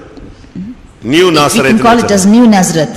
அப்படி ஒரு தன்மை நமக்குள்ள வந்துரும். That attitude will come into us. ஆனா நம்மில் அநேகருடைய நிலவரம் எப்படி? But how is the state of many of us? Jeremiah 14, Jeremiah chapter 16, 14, chapter 14, 3ஆம் வசனம். verse 3. அவர்களில் பிரபலமானவர்கள் தங்கள் சிறுவர்களை தண்ணீருக்கு அனுப்புகிறார்கள். இவர்கள் பள்ளங்களுக்கு போய் தண்ணீரை காணாமல் வெறும் பாத்திரங்களோடு திரும்பி வருகிறார்கள். வெட்கி நாணி தங்களை தலையை மூடிக்கொள்கிறார்கள். அவர்கள் தண்ணீரை காணாமல் என்ன பாத்திரத்தோட வர்றாங்க? நிரம்பி வெளியிற பாத்திரங்கள் அல்ல. என்ன பாத்திரம்? வெறும் பாத்திரம். They found no water, and not with overflowing vessels, but with empty vessels. பிரசங்கத்தை கேட்டுட்டும் நீ ஏன் வெறும் பாத்திரமா திரும்பி போற? After hearing so many messages, why are you returning back to this empty vessel? எத்தனை வாக்குத்தத்தங்களை படிச்சிட்டும் ஏன் நீ வெறும் பாத்திரமாய் திரும்பி போகிறாய்? After reading so many promises, why are you going back empty? எத்தனை உபதேசங்களை கேட்டும் ஏன் இன்னும் நீ வெறும் பாத்திரமா இருக்கிறாய்? After hearing so much of doctrines, why are you still as empty vessel? எத்தனை மணி நேரம் ஜெபிச்சிட்டும் கடைசில நீ ஏன் வெறும் பாத்திரமா திரும்பி போகிறாய்? After praying for hours together, why are you returning back as empty vessel? இவர்கள் பள்ளங்களுக்கு போய் தண்ணீரை காணாமல் வெறும் பாத்திரங்களோடு திரும்பி வருகிறார்கள். வெக்கி நாணி தங்கள் தலையை மூடிக்கொள்கிறார்கள். They came to the pits and found no water. They returned with their vessels empty. They were ashamed and confounded, covered their heads. நீங்கள் எல்லாம் வெறும் பாத்திரங்களாக போயிடக்கூடாது. You should not be as empty vessels. இத்தனை வருஷம் ஓடிட்டு கடைசியில உன் பாத்திரத்தின் நிலவரம் என்ன? Empty. After running for so many years, the state of your vessel is empty. அப்படி எத்தனை பாத்திரங்கள் இருக்கு? How many vessels are found like this? கர்த்தர் பேசினாரா? இல்ல. Did the Lord speak to you? No. ஏதாவது ஆலோசனை கிடைச்சதா? இல்ல. Did you receive any counsel? No. ஏதாவது தரிசனம் கிடைச்சதா? Did you find any vision? இல்ல. No. சொப்பனம் கிடைச்சதா? Had you any dream? இல்ல. No. அபிஷேகம் கிடைச்சதா? Did you receive the anointing? இல்ல. No. இல்ல இல்ல இல்ல இது ஒரு ரைம்ஸ் மாதிரி பாடிட்டே இருந்தா என்ன பிரயோஜனம்? If you- அப்ப உன்னுடைய பாத்திரம் என்னைக்கு நிரம்ப போகிறது?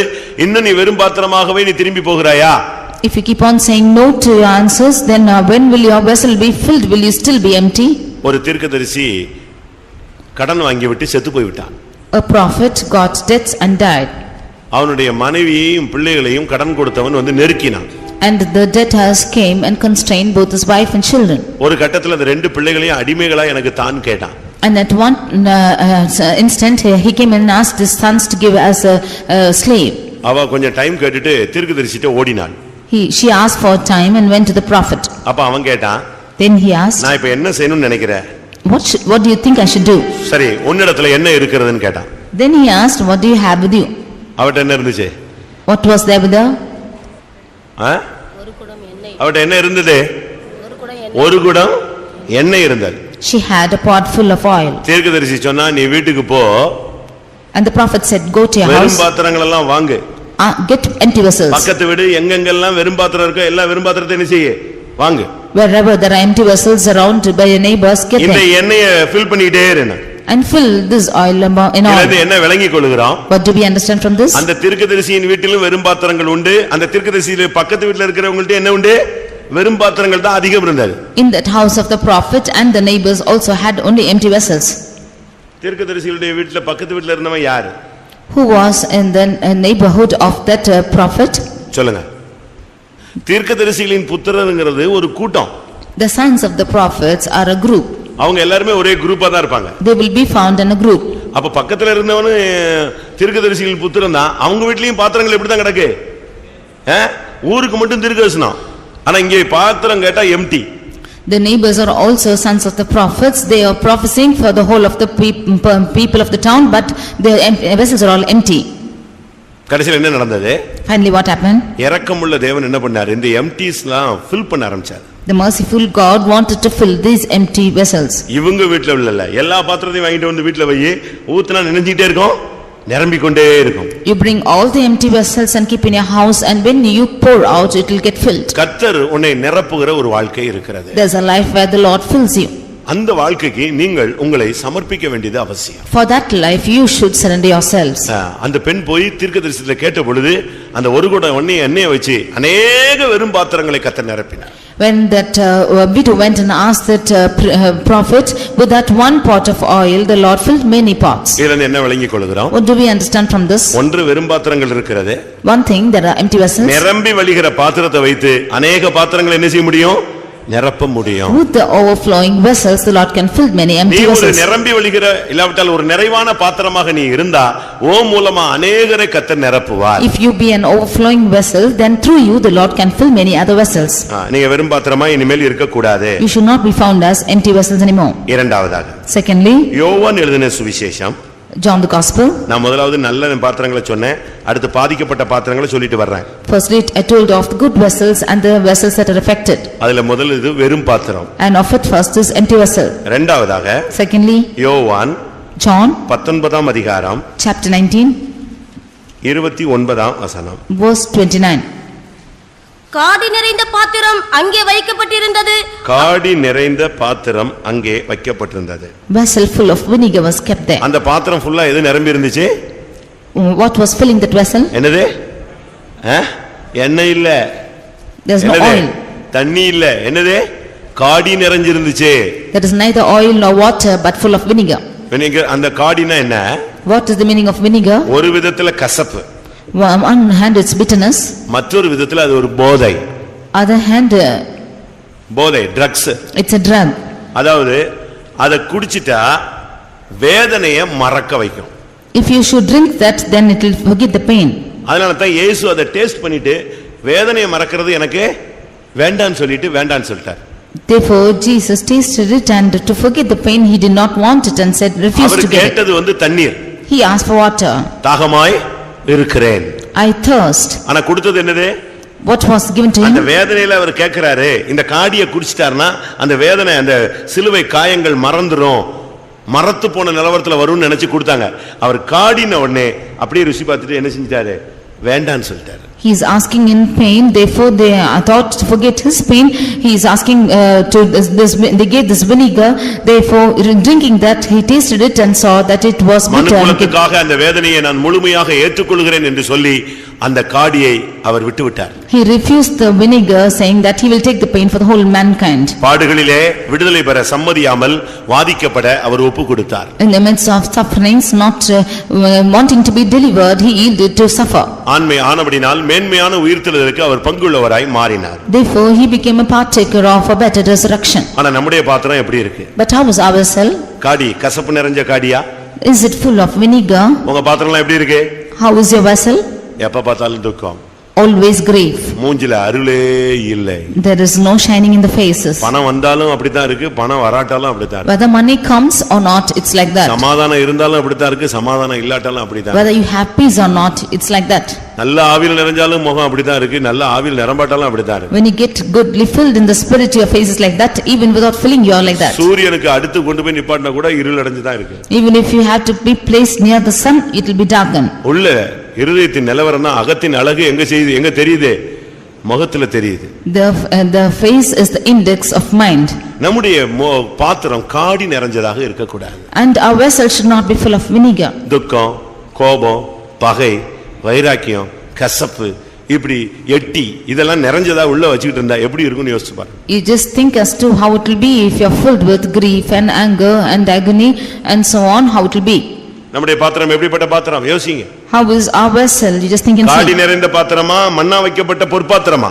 Is it a vessel full of vinegar or a golden pot which had manna? காடி நிறைஞ்ச பாத்திரத்தை வச்சுக்கிட்டு குடும்பத்துல நடத்தணும்னு நினைச்சீங்கன்னா டெய்லி சண்டை தான் இருக்கும்.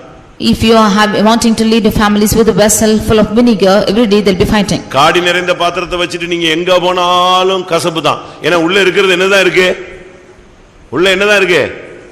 ஒரு நாள் ஆனாலும் 7 நாள் ஆனாலும் 15 வருஷம் ஆனாலும் சரி, கல்யாணம் கட்டி 40 வருஷம் ஆனாலும் உள்ள இருக்கிறது காடினா வெளியே வர்றது கசப்பு தான். If there is a vessel which is full of vinegar, which is full of bitterness within you, whether it is 1 day, 7 days, 15 days or even years together after marriage, that will be only bitter.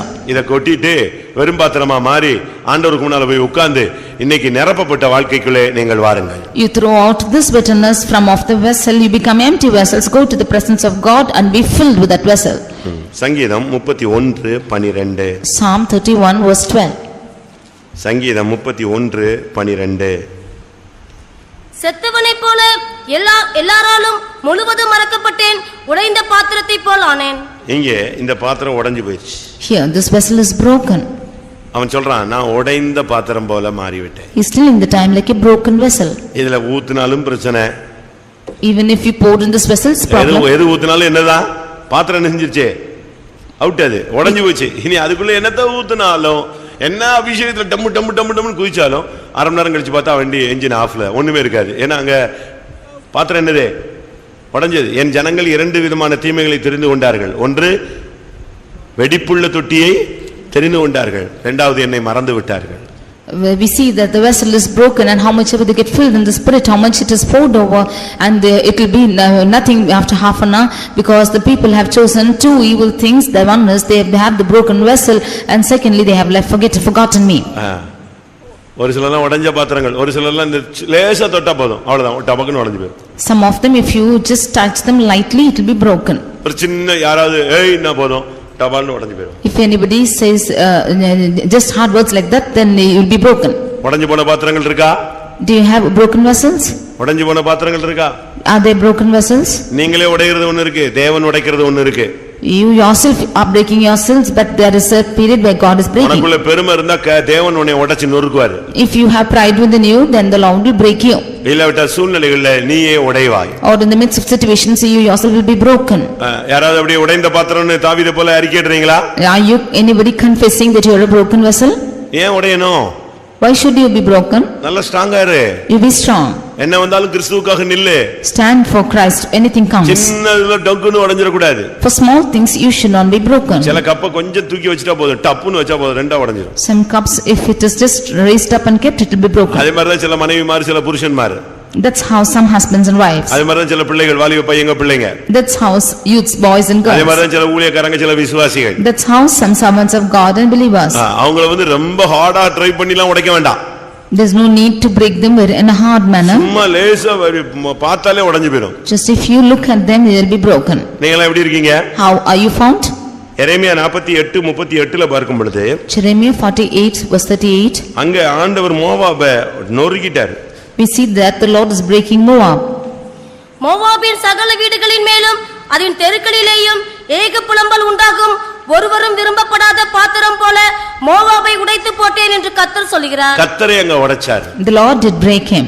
காரணம் என்ன? What's the reason? காரணம் என்ன?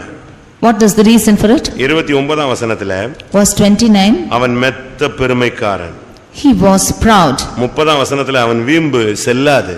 In verse 30, his lies will not be affected. நாம ரொம்ப பெருமையா இருந்தா கர்த்தர் உடைச்சிருவார். If we be too haughty, then the Lord will break us. வீம்பு பண்ணனும்னா உடைச்சிருவார். If we be doing anything wrong, then the Lord will break us. மோவாபுங்கிறது தவறான ஒரு பாவ வாழ்க்கை. Moab is a wrong life.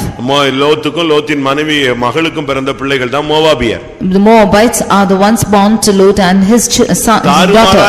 தாறுமாறா நம்ம போகும்போது கர்த்தர் உடைச்சிருவார். When we go traverse, the Lord will break us. பெருமை பாராட்டினா உடைச்சிருவார். If we boast about proud things, the Lord break us. ஆண்டவர்ட்ட போய் வீம்பு பண்ணா செல்லாது. If we go do wrong to the Lord, then it will not be coming to affect. ஆனா சங்கீதக்காரன் சொல்றான் நான் சூழ்நிலையில உடைஞ்சு போன ஒரு ஆளு. But the psalmist says that through situations I am broken. சூழ்நிலையில உடைஞ்சிருந்தாலும் சரி, இல்லாவிட்டா கர்த்தர் உடைக்கிற அளவுல நீ தரங்கட்டு போயிருந்தாலும் சரி, இன்னைக்கு நீ சரிப்பட வேண்டியது அவசியம். Whether you are broken in the midst of situations or broken by the Lord, you have to rectify yourself today. ஒன்றை நீங்கள் புரிந்து கொள்ள வேண்டும். One thing you should understand. ஆண்டவருடைய கரத்துல நீ மறுபடி விழ வேண்டிய ஒரு நேரம் இதுதான். This is the time when you should fall into the hands of God back again. உடைஞ்சு போன பாத்திரமா சபைக்குள்ள இருந்தீனா ஒரு லிமிட் வரைக்கும் வச்சிருப்பாங்க. அதுக்கு பிறகு என்ன செய்யும்? வீட்ல எல்லாம் உடைஞ்சு போன பாத்திரத்தெல்லாம் பத்திரமா வச்சிருப்பாங்க. என்னைக்காவது எவனாவது வருவான் டக்குன்னு இது எங்க போயிடும்? பழைய பித்தளைக்கும் போயிடும், பழைய அலுமினியத்துக்கும் போயிடும், பழைய இரும்புக்கும் போய்விடும். If you see about the broken vessels which are in a house, that will be kept for some time, and after that it will go into the old stocks. That's how they will do it. இல்லனா யூஸ்லெஸ்ஸா இந்த சபைக்குள்ளேயே கிடப்ப. Or you will be useless in the church. உடைஞ்சு போன பாத்திரங்கள் சபைக்குள்ளே இருந்து என்ன பயன்? What is the use of broken vessels in the church? அதனால இன்றைக்கு நீ செய்ய வேண்டியது என்ன? Therefore, what is the thing that you have to do today? எரேமியா 18:4 படி, according to Jeremiah 18:4, ஆண்டவருடைய கரத்துல மறுபடி உன்னை ஒப்புக்கொடு. You yield yourselves into the hands of God back உன்னை again. மறுபடி அவர் உருவாக்கட்டும். Let him form you again. குயவன் வளைந்து கொண்டிருந்த மண்பாண்டம் அவன் கையிலே கெட்டு போயிற்று. அப்பொழுது அதை திருத்தமாய் செய்யும்படிக்கு தன் பார்வைக்கு சரியாய் கண்டபடி குயவன் அதை திரும்ப வேறே பாண்டமாக வனைத்தான். அங்க வேதம் என்ன சொல்லுகிறது? What does the word of God say there? அது அவன் கையிலே கெட்டு போயிற்று. It was spoiled in his hands. ஆனா என்ன செஞ்சான்? But what did he do? அவன் திருத்தமாய் மறுபடியும் செய்தான். He made it again another vessel. பார்வைக்கு சரியாய் செய்தான். And seemed good in his sight. அதனால உடைஞ்சு போன உன் வாழ்க்கையை கர்த்தருடைய கையில நீ கொடுத்தீனா அவர் திரும்ப ரீமேக் பண்ணுவாரு. Therefore the life which is broken, if you give it to the hands of the Lord, he will again remake you. ஆண்டவருடைய சித்தத்துக்கு உன்னை ஒருபடி உடைச்ச அவர் கையில ஒப்பு கொடுத்தீனா உருவாக்கவும் அவரால் முடியும். If you break yourself and give into the hands of God to do his will, he can break you and form you again. கர்த்தருடைய பரிசுத்த நாமத்துக்கு மகிமை உண்டாவதாக. Glory be to the holy name of the Lord. கடைசியாக Finally, நான் நல்ல பாத்திரம் 4 சொல்லிருப்பேன், கெட்ட பாத்திரம் 4 சொல்லிருப்பேன். I have told of good 4 vessels and evil 4 vessels. ஒன்றை தெரிந்து கொண்ட பாத்திரம், பரிசுத்த பாத்திரம், மன்னா வைக்கப்பட்ட பொற்பாத்திரம், கனத்துக்குரிய பாத்திரம், அடுத்து 5 நிரம்பி வழிகிற பாத்திரம். And there are 5 vessels which are said, that one is தெரிந்து கொண்ட பாத்திரம், the chosen vessel, பரிசுத்தமாக்கப்பட்ட பாத்திரம், and the holy vessel, பொற்பாத்திரம், golden pot, கனத்துக்குரிய பாத்திரம், honorable vessel, நிரம்பி வழிகிற பாத்திரம். and the vessel which is overflowing. அடுத்து பாதிக்கப்பட்ட நிலவரங்கள், And nextly, vessels which are affected, வெறும் பாத்திரங்கள். empty vessels, இரண்டாவது காடி நிறைந்த பாத்திரங்கள். and vessel full of vinegar. மூன்றாவது உடைந்த பாத்திரங்கள். Thirdly, broken vessels. நான்காவது கனவீனமான பாத்திரம். Fourthly, dishonorable vessels. 2 தீமோத்தேயு 2:20 கனவீனத்துக்குரிய பாத்திரம் சொல்லிருக்கு. 2 Timothy 2:20 we see of dishonorable vessels. அது சபைக்குள்ளே இருந்தே யூஸ்லெஸ், அதாவது பிரயோஜனமற்ற, அப்படியே எல்லாரும் ஒதுக்கி தள்ளுகிற ஒரு வாழ்க்கை. Those are the lives which are in the church and being set out by all. அங்க இருக்கு கனத்துக்குரியவைகளும் கனவீனத்துக்குரியவைகளும் அப்படின்னு சொல்லிருக்கு. We see of them which are to honor and some to dishonor. ஆனா சபையில நீங்க சரீரமாகிய இத பாத்தீங்கன்னு சொன்னா கனவீனத்துக்குரியதுதான் கனம் பெற்றதாக வேதம் சொல்லுகிறது. When you see the church which is the body of Christ, we see that which was honorable was made dishonor. நீங்க சபைக்குள்ள கனவீனமாக இருக்க கூடாது. You should not be dishonorable in the church. கர்த்தர் உங்களை கனம் பண்ணுகிற ஒரு வாழ்க்கைக்கு நீங்கள் கடந்து வர வேண்டியது அவசியம். You should come to a life where the Lord is honoring your life. கனவீனத்துக்குரிய பாத்திரங்களாக நம்ம சபையில இருந்தோம்னு சொன்னா மற்றவங்க நம்ம வச்சே சபையை குற்றம் சாட்டுவாங்க. If you be the ones who are dishonorable in the church, then the others will accuse us keeping ourselves. சபையில ஒரு ஆள் கனவீனமா இருந்தான்னா அவனை வச்சு சத்திய மார்க்கம் தூஷிக்கப்படும். If there is someone dishonorable in the church, because of him this path of truth will be accused. உங்க சபைக்கு வர ஆள் இப்படி செஞ்சான், The person who is coming to your church did like உங்க this. சபையில உள்ள ஆள் இப்படி பேசினா, The one in your church spoke like இப்ப this. கனவீனமா நீ இருந்த சபைக்குள்ள இருந்தீனா உன் நிமித்தம் ஆண்டவருடைய நாமமும் தூஷிக்கப்படும், சத்திய மார்க்கமும் தூஷிக்கப்படும். If you are found dishonorable in the church, then because of you the name of God will be accused, and also the truth path also will be accused. இது நாலாவது பாத்திரம். This is the fourth vessel. ஐந்தாவது Fifthly, விரும்பப்படாத பாத்திரம். the vessel which is not liked. நாம் விரும்பப்படாத பாத்திரமாக போய்விடக் கூடாது. We should not be the vessel which is not pleased. கர்த்தர் நம்ம நேசித்து தான் இந்த சபைக்குள்ள கொண்டு வந்தார். The Lord loving us brought us into this church. ஏசாவை வெறுத்தேன், யாக்கோபை நேசித்தேன். I hated Esau but loved Jacob. நம்ம எல்லாம் நேசித்து தான் கர்த்தர் கொண்டு வந்திருக்கிறார். The Lord has loved us and brought us ஆனா here. கர்த்தர் நம்மள வெறுக்கிற லெவல்ல நம்ம வந்தற கூடாது. But we should not come to a state where the Lord hates us. சவுலை நீங்கள் வேதத்திலே பார்த்தால், when you consider Saul in the word of God, பழைய ஏற்பாட்டு சவுலை, the Old Testament Saul, அவனை தேடி அழகாக கொண்டு வந்து ராஜாவா மாத்தினார். the Lord sought for him and made him a king. ஆனா ஒரு லிமிட்டுக்கு பிறகு அவர் சொன்னாரு, அவனை நான் கொண்டு வந்ததுக்காக நான் என்ன செய்றேன், ரொம்ப வேதனைப்படுறேன்னு சொன்னார். But after a certain limit, the Lord said that I am grieved for bringing him. அதுபோல Like this, மனிதனை நல்லா உண்டாக்குனாரு. the Lord made man beautifully. அவன் தடுமாறின பொழுது அது அவருக்கு பயங்கர व्यसனமா இருந்தது. When he stumbled, it was grievance to him. ஆதியாகமம் 6ஆம் அதிகாரத்துல பார்க்கும் பொழுது, Genesis chapter 6 6ஆம் வசனத்துல, verse 6. மனுஷனை உண்டாக்குனதற்காக கர்த்தர் மிகவும் மனஸ்தாபப்பட்டார், அது அவர் இருதயத்துக்கு व्यसனமாய் இருந்தது. It repented the Lord that he made man on the earth and grieved him at his heart. அதுபோல முதலாம் சாமுவேல்ல பார்க்கும் பொழுது, Like this, when you see in 1 Samuel 16ஆம் வசனத்துல, 16ஆம் அதிகாரத்துல, chapter 16 முதலாம் வசனத்துல, verse 1. இஸ்ரவேலின் மேல் ராஜாவாயிராதபடி நான் புறக்கணித்து தள்ளின சவுலுக்காக நீ எந்த மட்டும் துக்கித்துக் கொண்டிருப்பாய்? How long do thou mourn for Saul, seeing that I have rejected him from reigning over Israel? அவனை குறித்து இன்னொரு இடத்துல பேசும் பொழுது, About him when he speaks in another place, அவனுக்கு நிமித்தம் கர்த்தர் மிகவும் விசனப்பட்டார்னு இருக்கு. it says that the Lord is grieved concerning him. சவுலை ராஜாவாக்கினதுக்காக கர்த்தர் விசனப்பட்டாராம். The Lord is grieved for making Saul as king. நாம அப்படிப்பட்ட ஒரு நிலவரத்துக்குள்ள வரவே கூடாது. We should not come to such a state. எந்த சூழ்நிலையிலும் நாம அந்த நிலவரத்துக்கு தள்ளப்படக்கூடாது.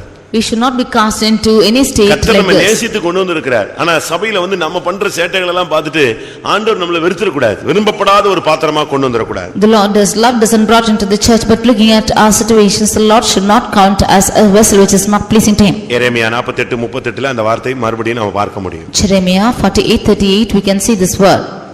மோவாபின் சகல வீடுகளின் மேலும் அதன் தெருக்களிலேயும் ஏக புலம்பல் உண்டாகும், ஒருவரும் விரும்பப்படாத பாத்திரம் போல. ஒருவரும் விரும்பப்படாத பாத்திரம். A vessel when in no pleasure. சில ராஜாக்களை குறித்து நீங்க பைபிள்ல படிச்சீங்கன்னா, About some kings when you see in the word of God, அவங்க சாகும்போது அவங்க யாருமே அவங்கள விரும்பவில்லை. when they had died, nobody liked them. ஒரு சில பெற்றோர்கள் சாகும்போது பிள்ளைகளுக்கு அந்த ஆள் சாவட்டும் அப்படின்னு சொல்றான். Some parents when they are dying, children say let them சில die. புருஷன்மார் மரிக்கும்போது, சில மனைவி மரிக்கும்போது, சில பிள்ளைகள் மரிக்கும்போது பெற்றோர்கள் புருஷன் மனைவி எல்லாம் சொல்றாங்க, சாவட்டையா விடு, எப்பமோ சாக வேண்டியது அப்படின்னு சொல்றாங்க. அவ்வளவு அவங்க மேல என்னது வெறுப்பு. Some husbands or wives or children, when they are dying, they say, let them die. To that extent, they have a hatred towards them. இரண்டாம் நாளாகமம் 21:20 பார்க்கும் பொழுது 2 Chronicles 21:20. அங்கே ஒரு ராஜாவை பற்றி சொல்லி இருக்கிறது. 32 வயசுல அவன் விரும்புவார் இல்லாமல் செத்து போனான். The about a king, it is said, when he was 32, he died with a death where nobody liked. 32 வயசுல சாவுறான். ஆனா அவன் எப்படி செத்தானா? விரும்புவார் இல்லாமல் செத்தான். He died when he was 32, but he died in a state where nobody liked him. நம்முடைய ஓட்டம் முடிஞ்ச உடனே செத்துட்டானா நல்லது, எப்போ சாக வேண்டி செத்தான் போ விடு அப்படினு சொல்ற மாதிரி இருக்க கூடாது. At the end of our race, we should not think be told like this, that if he's died, it's good because he has to died before. ஓசியா 8ஆம் அதிகாரம் Hosea chapter 8 8ஆம் வசனத்தை பாருங்க. verse 8. இஸ்ரவேலர் விழுங்கப்படுகிறார்கள், அவர்கள் இனி புறஜாதிகளுக்குள்ளே விரும்பப்படாத பாத்திரத்தை போல இருப்பார்கள். அவர்கள் இனி மற்ற ஜாதிகளுக்குள்ளே எப்படி இருப்பாங்க? விரும்பப்படாத பாத்திரத்தை போல இருப்பார்கள். They shall be among the Gentiles as a vessel wherein there is no pleasure. கர்த்தருக்கு விரும்பப்படாத பாத்திரம், மற்ற ஜனங்களுக்கு விரும்பப்படாத பாத்திரம், ஊழியக்காரனுக்கு நீ விரும்பப்படாத பாத்திரம், யாருக்குமே விரும்பப்படாத பாத்திரம். அப்படி ஒரு வாழ்க்கை நம்ம தரங்கட்டு போடுமா? Should our life go to a state where the Lord is not having pleasure in us, and where our life is not having a pleasure in the church, in the midst of the people or the others too? Should our life go without pleasure? எரேமியா 22ஆம் அதிகாரம் Jeremiah chapter 22 28ஆம் வசனத்துல பார்க்கும் பொழுது verse 28. கோனியா என்கிற அந்த மனுஷன் அவமதிக்கப்பட்ட உடைந்த சிலையோ, ஒருவரும் விரும்பாத பாத்திரமோ, அவனும் அவன் சந்ததியும் தள்ளுண்டதும் தாங்கள் அறியாத தேசத்திலே துரத்திவிடப்பட்டதும் ஏது? கோனியா என்கிற மனுஷனை பற்றி சொல்லியிருக்கு. ஒருவரும் விரும்பாத பாத்திரமோ. About a man called Konia, he is a vessel wherein there is no pleasure. ஆனா அவன் ஒரு காலத்துல எப்படி இருந்தா தெரியுமா? But do you know how his beginning was? கோனியாங்கிறது அது ஒரு சப்ஜெக்ட் ஒரு நாள் பேசுறேன் டைம் இருந்தா. There is a subject called Konia. If this time permitted, I'll do it. அவன் எப்படி இருந்தவன் எப்படி மாறிட்டான்னு யோசிச்சு பாருங்க. He was in a good state, how he is turned. அதுக்கு ஒரே ஒரு சாம்பிள் சொல்றேன். எரேமியா 22:24. Jeremiah 22:24.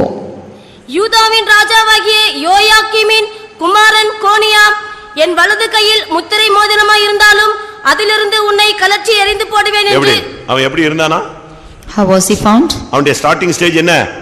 How was his beginning? ஆண்டவருடைய வலது கையின் முத்திரை மோதிரம். He was the signet upon his right hand of God. ஆவியிலே ஆரம்பம் பண்ணின ஒரு வாழ்வு. A life which is beginning with the spirit. ஆனா முடியும் போது அவனை பத்தி பைபிள் என்ன சொல்லுது? எப்படி மாறிட்டான்? விரும்பப்படாத பாத்திரமா போய்ட்டான். But about his end, the word of God says that he is a vessel where there is no pleasure. இப்படி ஒரு ஓட்டம் நம்முடைய யாருடைய வாழ்க்கையில வந்து முடிய கூடாது. Such an end should not come into any of your lives like this. முடியும் போது நம்முடைய ஓட்டம் ஜெயமா முடியணும். எல்லாரும் வெறுத்து ஒதுக்கி நிர்பந்தமான நிலவரத்தில் நீ முடிவை சந்திக்க கூடாது. When our race is getting over, then we should be finishing our life which is liked by all, not be having pleasure. நீ எப்படிப்பட்ட பாத்திரம்? What a vessel are you? உன் நிலவரம் என்ன? What's your state? அப்படியே கண்களை மூடுவோம். Let us all yield ourselves to the Lord. கண்களை மூடுவோம். Let us close our eyes. கர்த்தருடைய சமூகத்தில் நம்மை தாழ்த்தி ஒப்பு கொடுப்போம். Let us surrender ourselves in the presence of God. வேத வசனம் கொஞ்ச நேரம் நமக்குள்ளே ஆளுகை செய்ய இடம் கொடுப்போம். Let us give room for the word of God to reign within us. அந்த வசனத்தின் சக்தி உள்ளுக்குள்ளே பாய்ந்து வரட்டும். The power of this word, let it come into our hearts. கர்த்தருடைய வார்த்தை உன் இரண்டு காதுகளிலும் தொனித்து உன் இருதயத்திலே போய் உன்னுடைய ஆவி ஆத்துமா சரீரத்திலே உன்னை சற்பெடுத்தட்டும். Let the word of God pierce through your reins and hearts, and let it go into your heart and fill your body, soul and spirit with it. தேவன் உன்னை தன்னுடைய பார்வையில் ஒரு தெரிந்து கொண்ட பாத்திரமாய் வைத்திருக்கிறார். The Lord has kept you as a chosen vessel in his sight. நீ பொக்கிஷத்திலே வந்து சேரக்கூடிய பரிசுத்த பாத்திரமாய் உன்னை மாற்ற விரும்புகிறார். He wants to change you as a holy vessel to come to the treasury of the Lord. எப்பொழுதும் உனக்குள்ளே ஒரு மன்னா இருந்து கொண்டே இருக்க வேண்டும். He should always be a manna within you. மனுஷன் பார்வையிலே நீ கனம் பண்ணப்படாவிட்டாலும் தேவனுடைய பார்வையிலே நீ கனத்துக்குரிய பாத்திரமாய் இருக்க வேண்டும். Although you are not honored before men, you should be an honorable vessel in the sight of God. இந்த உலகத்தின் ஐஸ்வரியங்கள் உனக்கு நிரம்பி வழியாவிட்டாலும் கிருபை உனக்குள்ளே நிரம்பி வழியட்டும். Although you have no riches overflowing in this world, the grace of Christ should overflow within you. உடைந்த பாத்திரமாய், வெறும் பாத்திரமாய், காடி நிறைந்த பாத்திரமாய், கனவீனமான பாத்திரமாய், விரும்பப்படாத பாத்திரமாய் வாழ்க்கை வாழ வேண்டாம், ஊழியம் செய்ய வேண்டாம். As a broken vessel, as an empty vessel, as a vessel which is filled with vinegar, or a vessel which is not having pleasure, you should not do the ministry. ஒரு கனவீனமான பாத்திரமாகவோ விரும்பப்படாத பாத்திரமாகவோ நீ இந்த உலகத்தில் ஊழியத்தில் வாழ்க்கையில் காணப்பட வேண்டாம். As a dishonorable vessel or a vessel which has no pleasure, you should not found in this world or in the ministry. உன்னை ஆசீர்வாதத்தின் பாத்திரமாய் மாற்ற விரும்புகிறார். The Lord wants to change you as a vessel. நிறைவான பாத்திரமாய் மாற்ற He விரும்புகிறார். wants to change you as a vessel which is full. உன் வாழ்விலே ஆரம்பத்திலே கொண்டிருந்த அந்த அனுபவத்தை காத்துக்கொள்ள தேவன் வாஞ்சிக்கிறார். The Lord wants to preserve the experience which you had in the beginning. கர்த்தாவே உம்முடைய கையில் என்னை தெரிந்து கொண்ட பாத்திரமாய் நீர் விரும்புகிற ஒரு பாத்திரமாய் என்னை காத்துக்கொள்ள எனக்கு அருள் செய்யும். Lord, help me to be a chosen vessel in your hands and the way that is pleasing in your sight. தேவனுடைய கரத்திலே அவருடைய கரத்தில் உள்ள பாத்திரமாய் ஒப்பு கொடுப்போமா? Let us give ourselves as a vessel in his hands. ஆண்டவரே உம்முடைய கையிலே எஜமானுடைய உபயோகத்துக்கு உரிய ஒரு பாத்திரமாய் என்னை மாற்றும், என்னை சமர்ப்பிக்கிறேன் என்று சொல்லுங்கள். கிருபையினால் கர்த்தர் நிரப்பி நம்மை நடத்தட்டும். You say, Lord, I surrender myself into your hands to make me use of the master's use, and the Lord might fill you with his grace. Hallelujah, hallelujah, hallelujah, hallelujah.